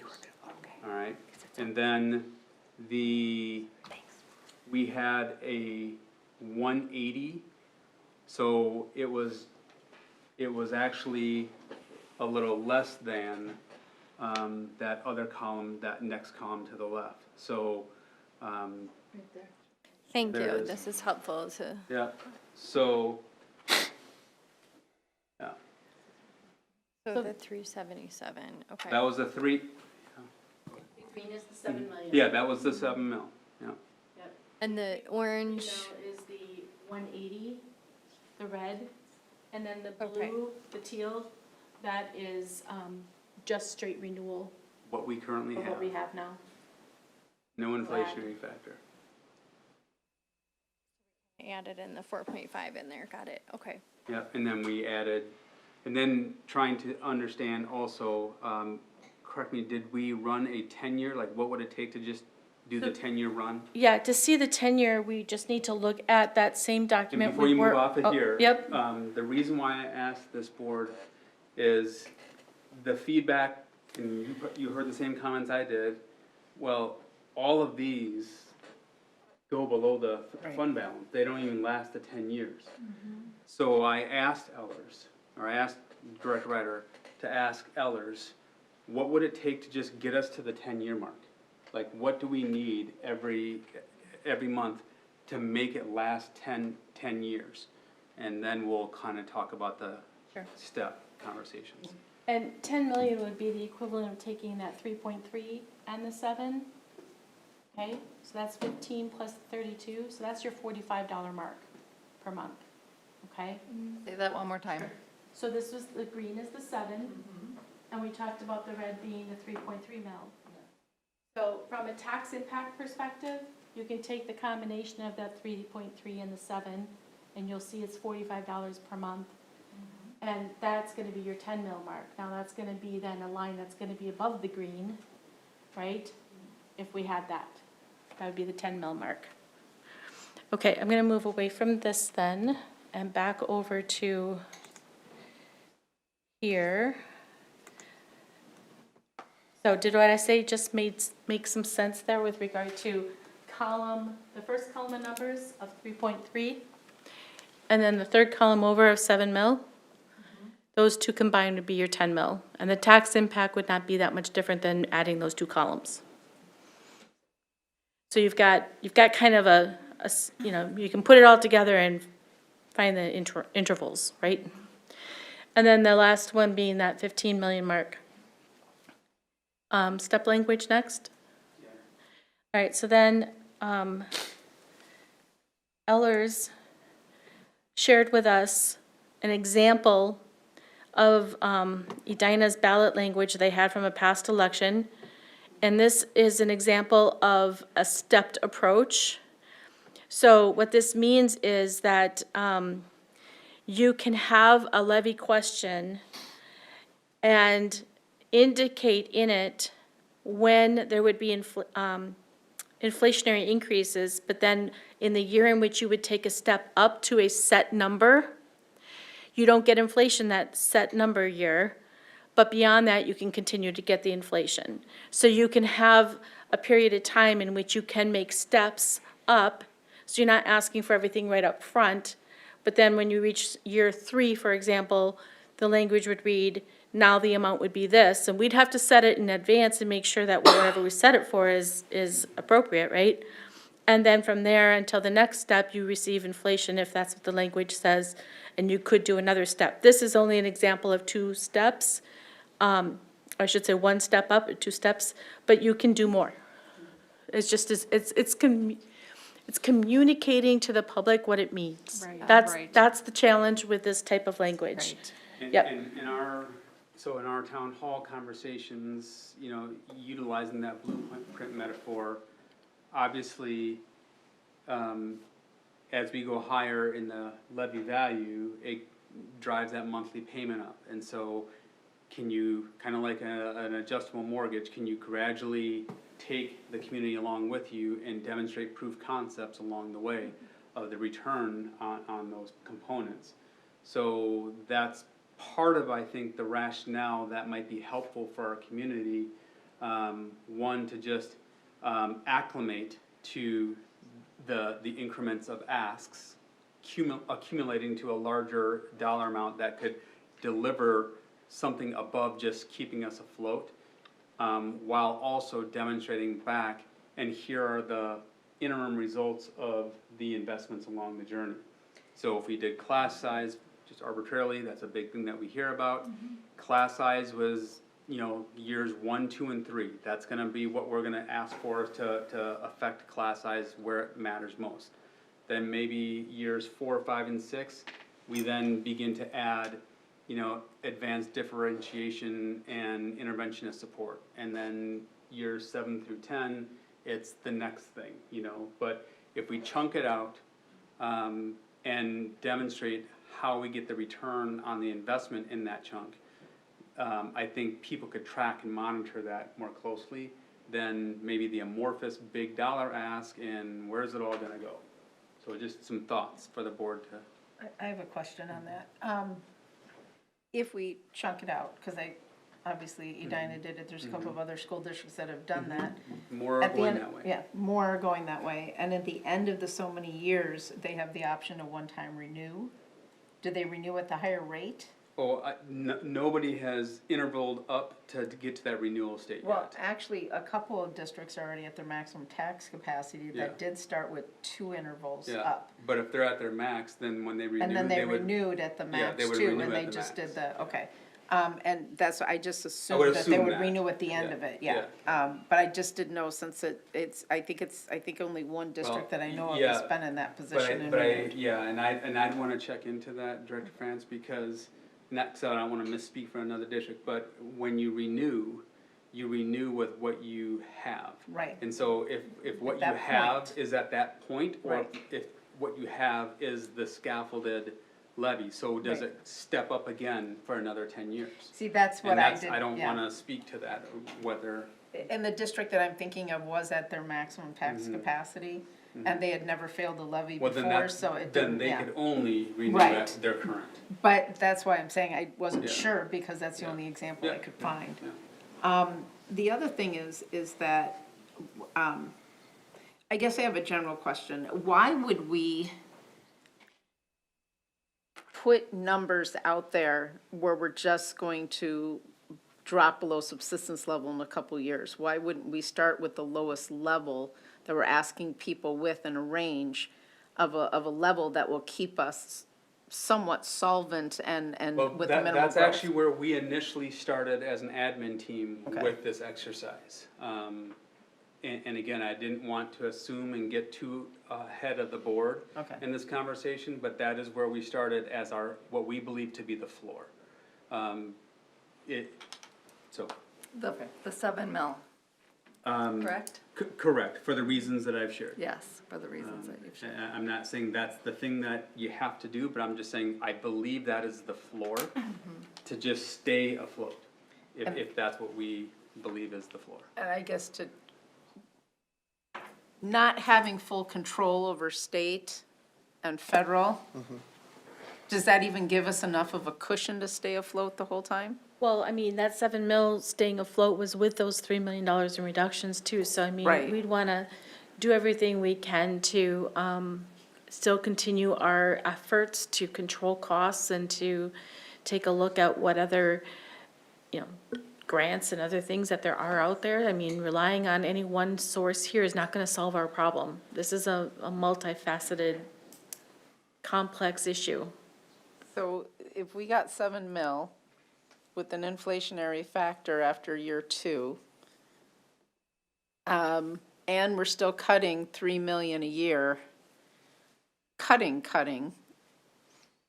I mean, are we prepared to tell the So- community we're not going to be able to put the programs in now that we're cutting? Well, That's what I I'm mean, hearing. it's a tricky one, right? Yeah. Because the other thing about that is, remember my 5-year projections that we've got have assumptions built into them that might be, like we were just discussing earlier, is it really necessary to continue the health insurance increase forward for 5 more years at that same rate? Or is it likely that that's gonna come back down? I mean, those kinds of things are things that we're gonna have to tweak and figure out.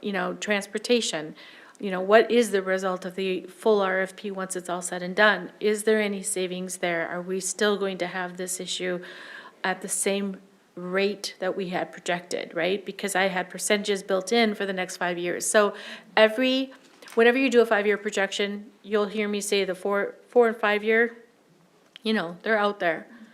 So you have to reassess on a regular basis. That's the challenging part, because if you're gonna make a promise to the community, you want to be able to hold that promise up. So hopefully you don't run into things that put a curve into it, that all of a sudden now, you thought you were fine with the assumptions you have. So sometimes doing the worst case scenario can help you, because at least you're not over-promising and under-delivering, So there's that to consider. It's like, we just gotta find the right balance for us, and we have to be able to communicate what it is that we're doing. My perspective throughout my career has just been, here's what I know.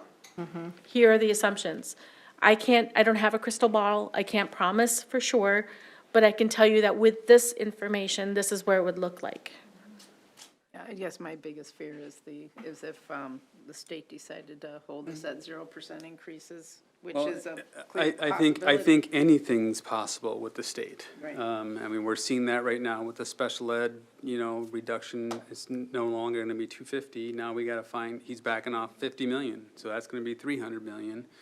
And also just learning about the literacy incentive aid being tied to the same formula as compensatory. Yep. And that's gonna be a huge hit for us, because we don't have the concentration of free and reduced lunch that some other districts do. And so between compensatory and literacy aid, this is our bread and butter for just core support for kids. So yeah. Dr. Thomas? Yeah, yes. Just a couple things. Does any district ever do a 5-year levy? Is that ever common? I've not seen one. I don't know if you've ever seen that in your career. I mean, I've seen 7. I don't know that I've seen 5. Okay. Just because, like you said, the unknowns. I mean, I think part of it, to your point, Director France, is that I think our community does expect us to continue to optimize our resources. It's in our strategic plan.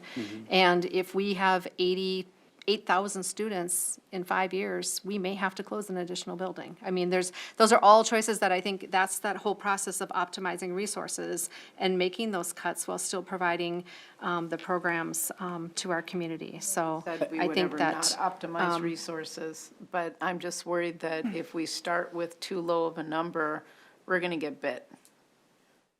That's my concern. And when you give people options and you start with too low of a number, they're gonna obviously navigate to that lower number and then feel that you weren't forthright when we're still cutting and we haven't been able to make marked improvements. So I guess my question is why would we start something that we know we're going to be breathing out of a straw again with? Yeah, and again, I think this is the conversation, Yeah. right? We're not advocating either way, and I'll just pick up on this, pick up on the enrollment piece too. Because that is, so our 4 million,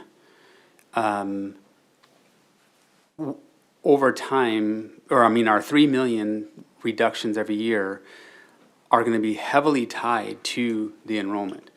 So as the high tide goes down, everything across the system will reflect that. So as a community, it's not just, I might not be saying this right, but it's not just about optimizing a resource, it's reacting to the decline. And we have to align for that and take into account for that. But to your point, Director Franz, there's also an expectation, I believe, and I've heard it, I think you all have heard it in these meetings, there is a value add. People are looking for levies to not just be basic operational. Similar to what Dr. Bezek said, that boosters should be doing the plus, the extras. Levies used to do extras. Yeah. Unfortunately, the situation that we find ourselves here in Minnesota is that many levies, your average levies, I'm not talking about the people that might sit at that far side of the line graph, but they're no longer just the extras. They are the lifeblood, unfortunately, which goes back to, and I don't want to be remiss from saying this, it's a both and. It's a local conversation and it's a state conversation.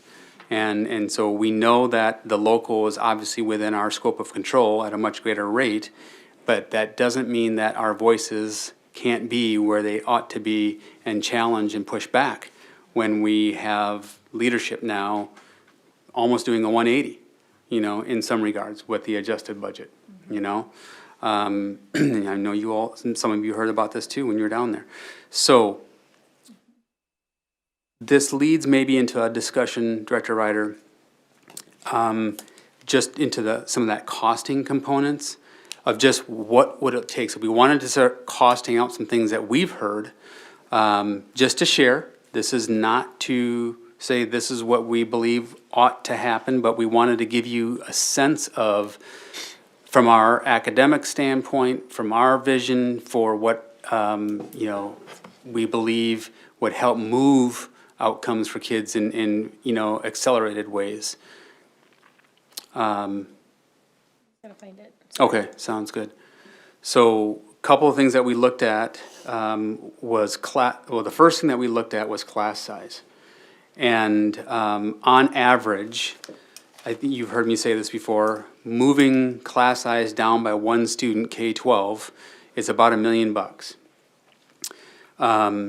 And I want the board and our community to understand the research on class size is pretty vast in terms of where you'll have an effect, a rate of change.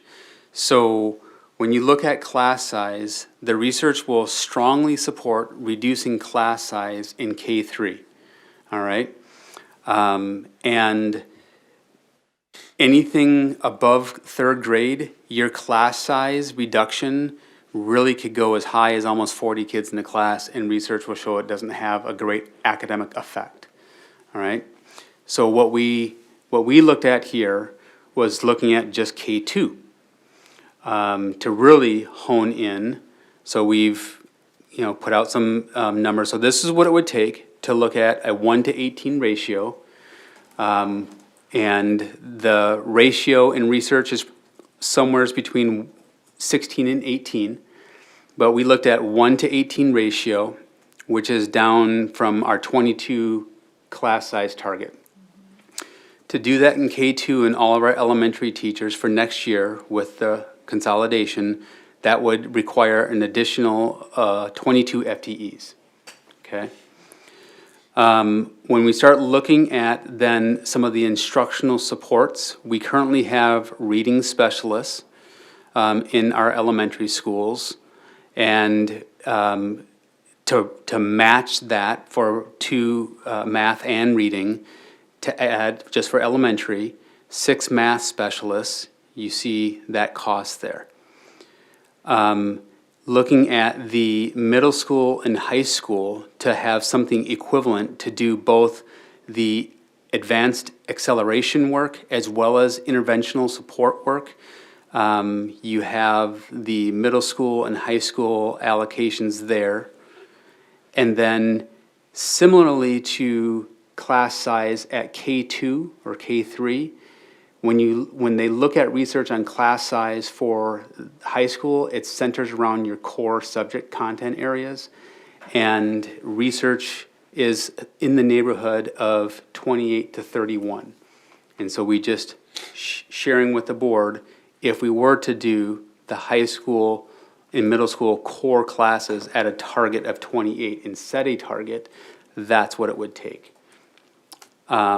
And then lastly, what you see there is if we wanted to supplement or do something different with some of the licensed support in those first A through D lines and use academic paraprofessionals, you can see what the average cost for one of those would be. Now, they're not going to get the effect and outcomes as licensed staff necessarily do, but I just wanted to have that out there. So I share that because I want, and now this isn't even going into some of the enhancement types of programs like we've been talking about tonight. I just wanted to focus in on kind of that instructional core, if we made key investments around that instructional core. What costing could look like, okay? Not that we're advocating for this, but gives you a sense. And part of what I wanted to help the board and our community understand is the wants are very, very high for things. And I just, again, just starting here, so if we wanted to enhance other types of programming, then obviously programs are people. So just sharing that with you all to just get perspective, and I know a couple of us have talked about this in our one-on-ones. Yeah.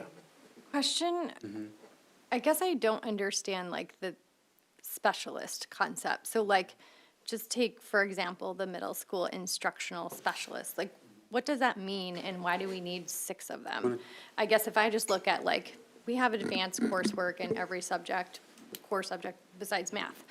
So we have, I don't know, 2 or 3 sections of advanced MN studies or English or whatever, right? Like that's probably 1 FTE or even probably half of a teacher.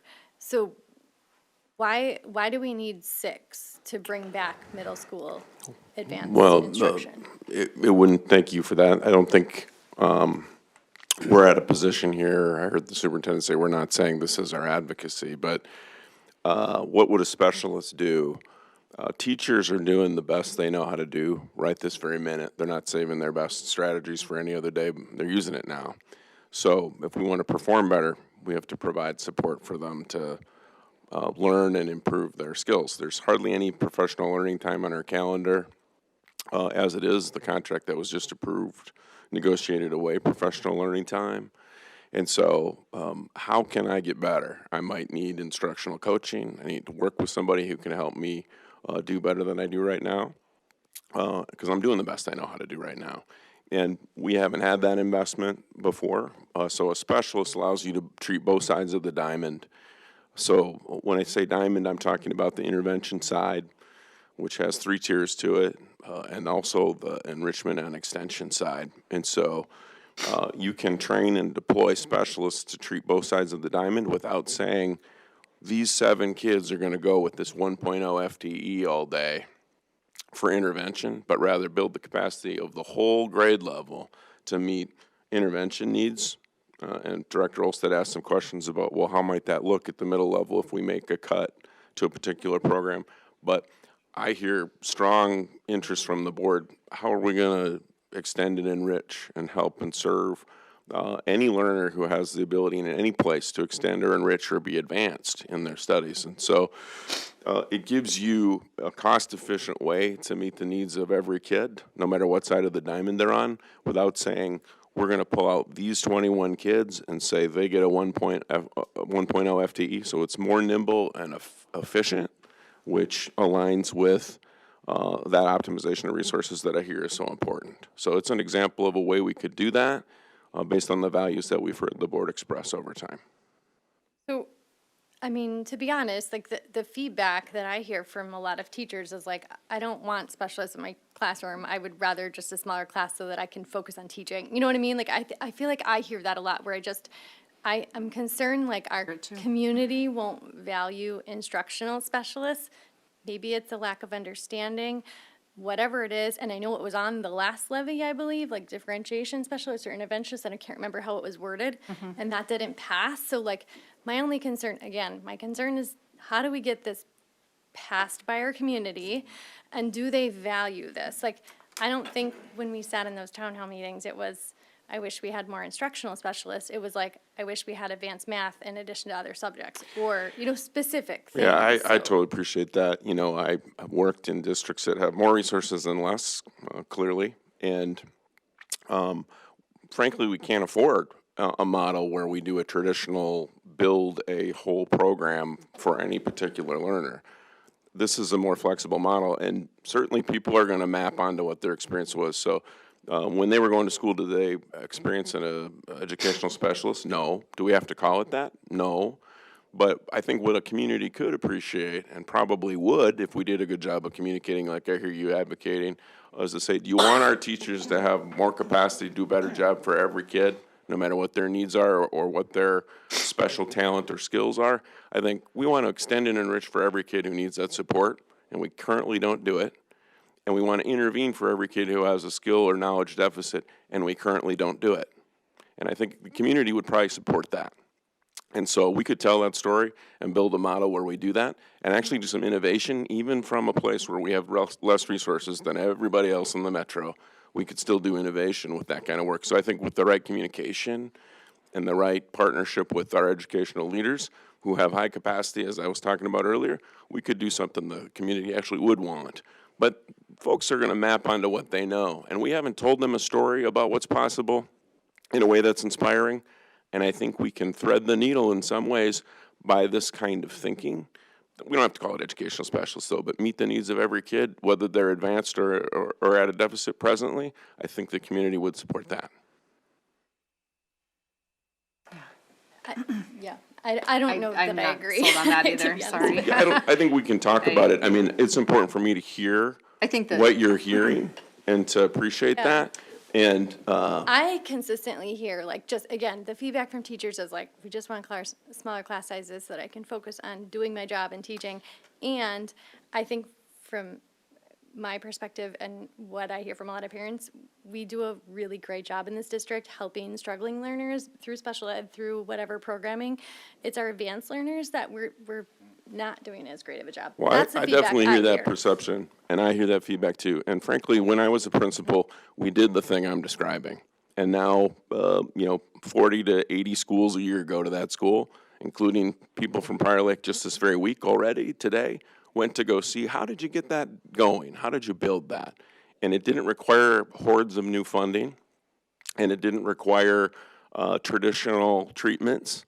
It took existing resources and said, let's do this in an updated way. And so I think it's super important, Parents said the same thing I'm hearing you say. I'm one of those parents that wanted accelerated advancement and enrichment for my learners.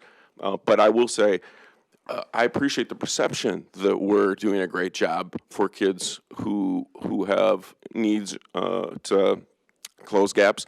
But I'm here to tell you, we aren't doing an exceptional job of that. So that could be the perception, and I totally would validate and honor that. And I'm telling you, we could do a lot better. And so again, going back to the notion of, the two dominant themes, class size being one of them.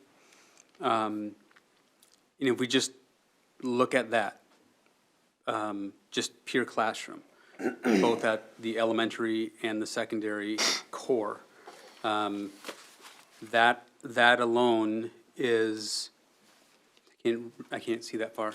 Oh, sorry. A and F, just looking at, So oh, I'm you said sorry, the ratio A, and- F, and E. Thank you.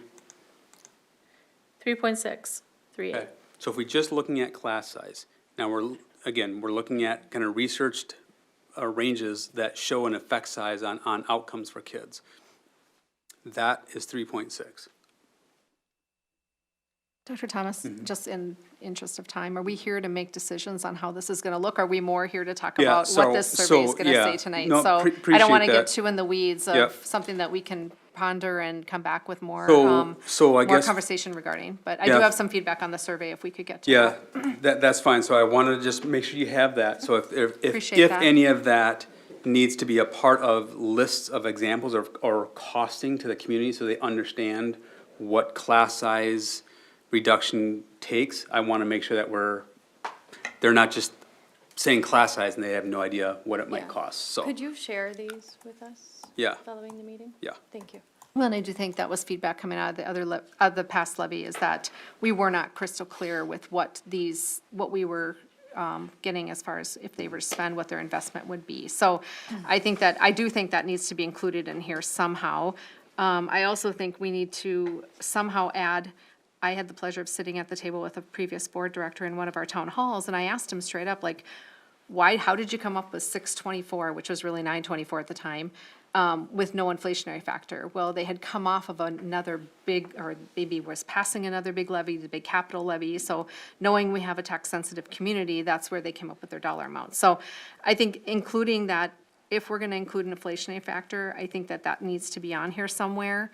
The other feedback I have is on the beginning of the survey, I have a really hard time, I'm a salesperson, starting out with a negative connotation of, the first sentence is like so negative. And so if we could focus on something that says something like, Prior Lake Savage values are the input of our community to help guide potential next steps, including whether to pursue an operating levy. Like, I don't know why we're starting the first sentence with a negative connotation. It just feels yucky to me.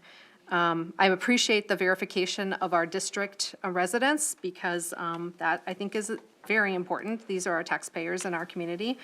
And then, I don't know, the other thing I wanted to say is there any way to add anything? I would not support a levy at any level to add comments or why, or I think that would be an open text interesting. box. Yeah, that would actually be an interesting to get feedback on, well, why wouldn't you support a levy? Because that may be able to help us, how do I say, come back and relook at, how do you turn some of those no votes into a yes, right? And there are no votes who would turn to yes for various reasons. So that's just my feedback, open to hear from other board directors as well. Director France. So first of all, I like the opening paragraph. We need to impress upon people the situation that we're in. We're not trying to sugarcoat anything. And we need to be perfectly clear what's going on. I do believe that number one, under priorities and funding options, is it is a little leading, and I think you're using language in there like intervention and enrichment, et cetera. I'd like to see you guys take another cut at this to make it a little bit more non-educational lexicon, so to speak, simply because whereas I think we all understand what you mean. I'm not quite sure the person that doesn't have a kid in the district and hasn't heard this language, maybe create a little bit more, a little bit less educational lingo focused here. I don't know if we need to preface it also with our recent town hall conversations, simply because that makes it sound like everyone's in agreement, and we, from 48,000 people in our district, of which almost 30,000 are voting age, we had just put down, we've heard similar, here's the options, or here's just what we've heard, what do you think, that sort of thing. And then on number 2 at the bottom, I would put our best first range next to lower investment, and don't do anything to kind of basically step on a rake by giving them a number that we're going to be, again, suffering from. So start with that. Start with something that is going to actually get us through the 10 years at a baseline, maybe without many improvements, that sort of thing, but definitely is going to get us through with a conservative number, and give smaller $5 increments as you go up into the higher, or maybe $10 increments, whatever's going to get us to that optimum level.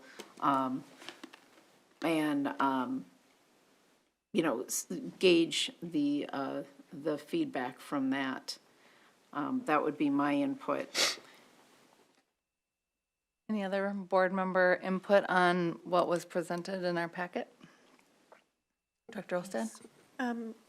I know that this is, intended to get feedback from, the people who can vote on it, but I'm wondering if there's a way we can ask all families, including open enrollees. Well, it would, so this survey would get pushed out to our families, so they would get it through their emails. Well, okay, that's great, because the number 1, it says we require respondents to verify that they are residents of the Prior Lake Savage Area School District. No. And that might not be the Yeah. case. And so Yeah. I want to verify that information too. I do think it's important, but I don't want, an open enrollee to read this and go, well, then they don't care what I think, which we clearly do. So I didn't know if Got it. somehow we can add, You can change or add that, yeah. Director Olsted, Or- I just want to challenge you in the fact that though if somebody's coming and living in Burnsville and they say, I would love you guys to spend $22,000 to educate a student and they're not paying taxes, how do you justify that? well, and mean, in I all see fairness. that. I see that. And I'm thinking if there's like even a checkbox, like, do you currently have school-age children attending Prior Lake Savage Area schools? Yes, we live in the district. No.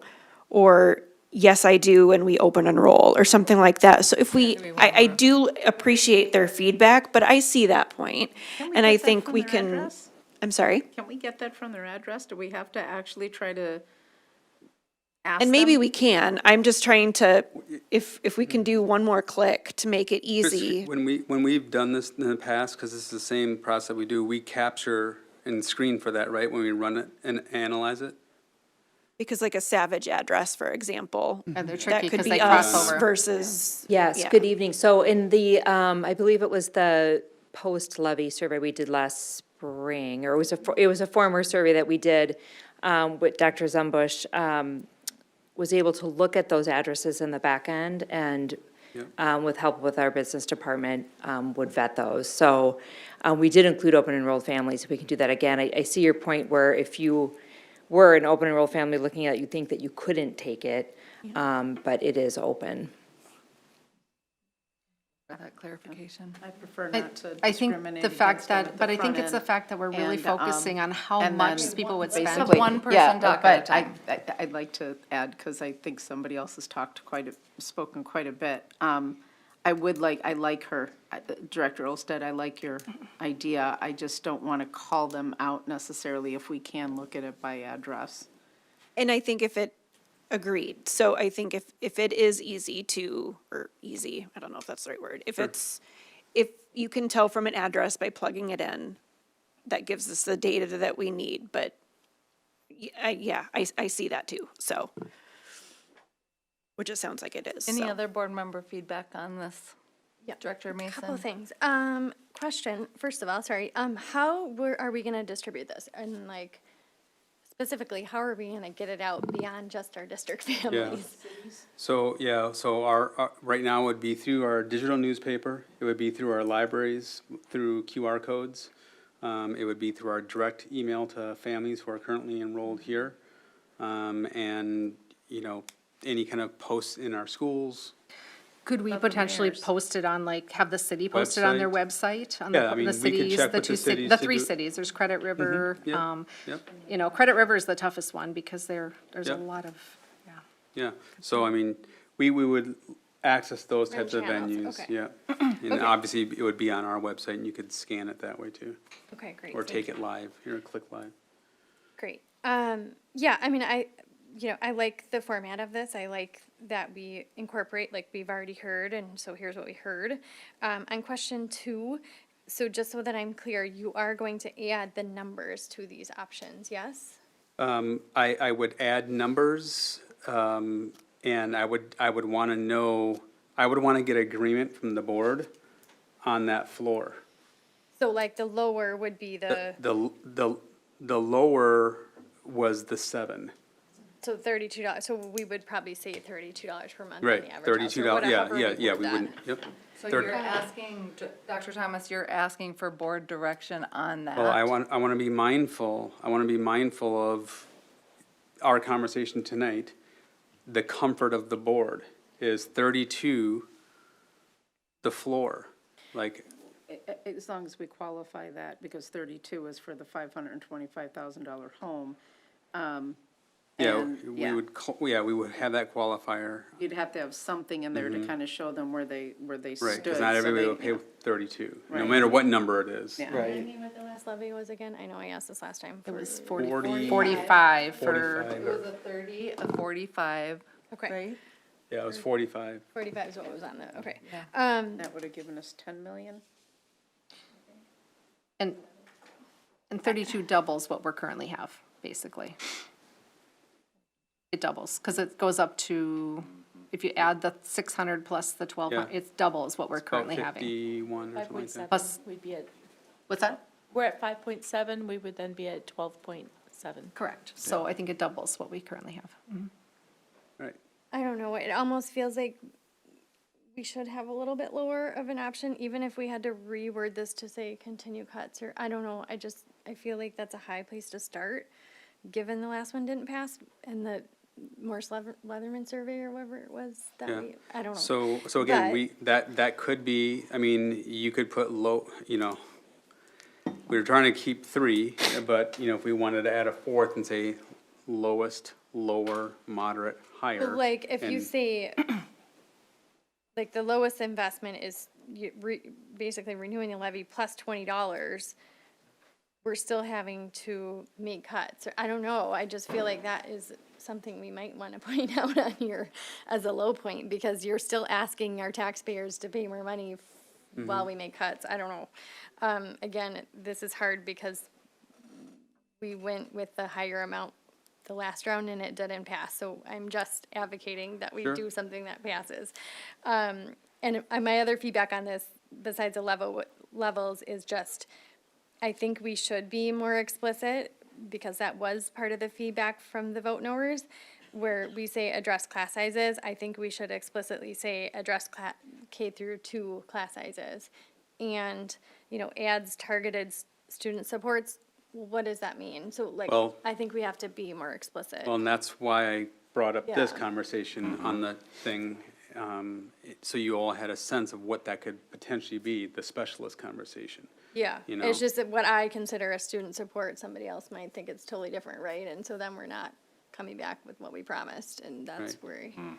Well, and I would say too, like, the biggest thing that I keep thinking about myself after, the past levy, the town halls, all of the things, is like, we need to make sure that we are continuing to point people to the source of information, which is the district.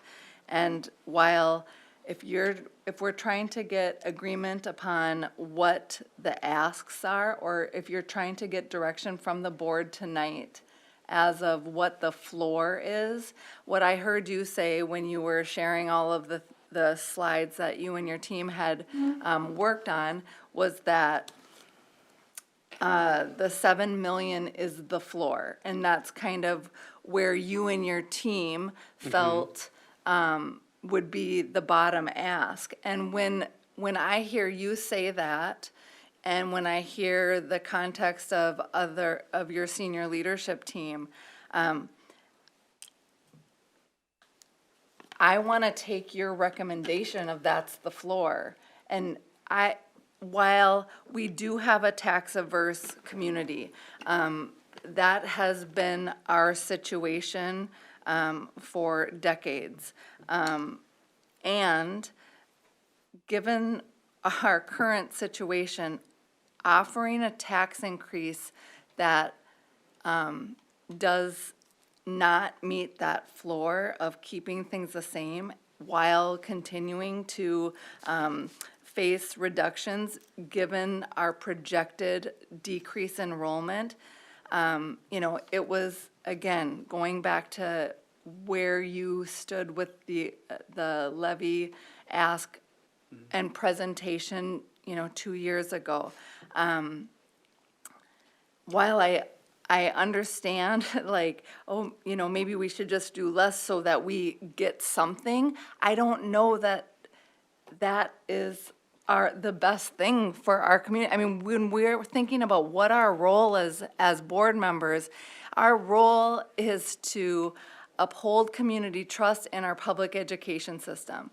And the way that we do that is by listening to our superintendent, his senior leadership, and all of the district staff that pour into our students and families. And it's easy to take information as our understanding of what's given as board members and to, have questions, and we're to bring those questions. But if we're not displaying trust to what the team is telling us, we are not upholding our duty. And so with that being said, my thought is that the floor is the floor. So why don't I do this? We can go back and rework this to incorporate some examples and some costing based on what I heard dialogue tonight. Would it be okay for me to just email individually the board members to say, give me your thoughts, give me your feedback? It's not going to be in a group. We're not going to have chats, but like your direct feedback to the revised version of that. And then, so that your team can bring back. And I'm hearing from you all, and if you have perspective, then just bring it back to me, and then, because we're still targeting this to be so, like that second or third week in April that would go out. So would would this come back to study session? This would have to come back to the 13th meeting. If you want to keep that timeline. If you want to keep that timeline. Because I think that, it's very helpful for the district. This is my opinion, but I believe it is very helpful for the board that the district brings forward their best recommendation, and I understand wanting to get board feedback, and so if the best way for you to do that is to send out an individual ask from board members Keeps it from to getting- to receive the feedback so that you can bring forward the best recommendation as far as you and your team after hearing from the board, then I would suggest Then I'll do that. doing that. That's how I'll manage it. Okay. All right, and then we could still make the 13th for any kind of action, Okay. and then it can still hit the window. Are there any more questions or feedback on that item? I just want to say, if it's okay. Please, yeah. Thank you for the hard work that you did put into this and for the preparation and the breakdown. That helped, it helped me a lot, so I appreciate the hard work. And I will send that to you all the costing, so you can just get a sense. Oh, of that. great. That would be great. And then I just have a question. Is the whole intent around this survey similar to what we did with the Morris Leatherman survey, though? No, the Morris Leatherman was I mean- much more extensive. This No, I was- understand, oh, but is the intent, like the The- the end? in- the intent end is to, intent what do is you to want understand and what how our much are you willing to community, pay? what does our community want? Yeah, like asking the I mean, it's- community, what does the I community understand we need want? to listen to the district's recommendation, but at the end Yep. of the day, the community are the voters. Yeah. So we need to listen to our community, so. Absolutely. Yep. so Okay, I just wanted to understand the It's intent. a both and what are they willing to pay for that want? Okay, thank you, and thank you for the information, it's very helpful. Good. All right, there's no other items left on the agenda except to adjourn. Good night, everybody. Thank you. Thank you.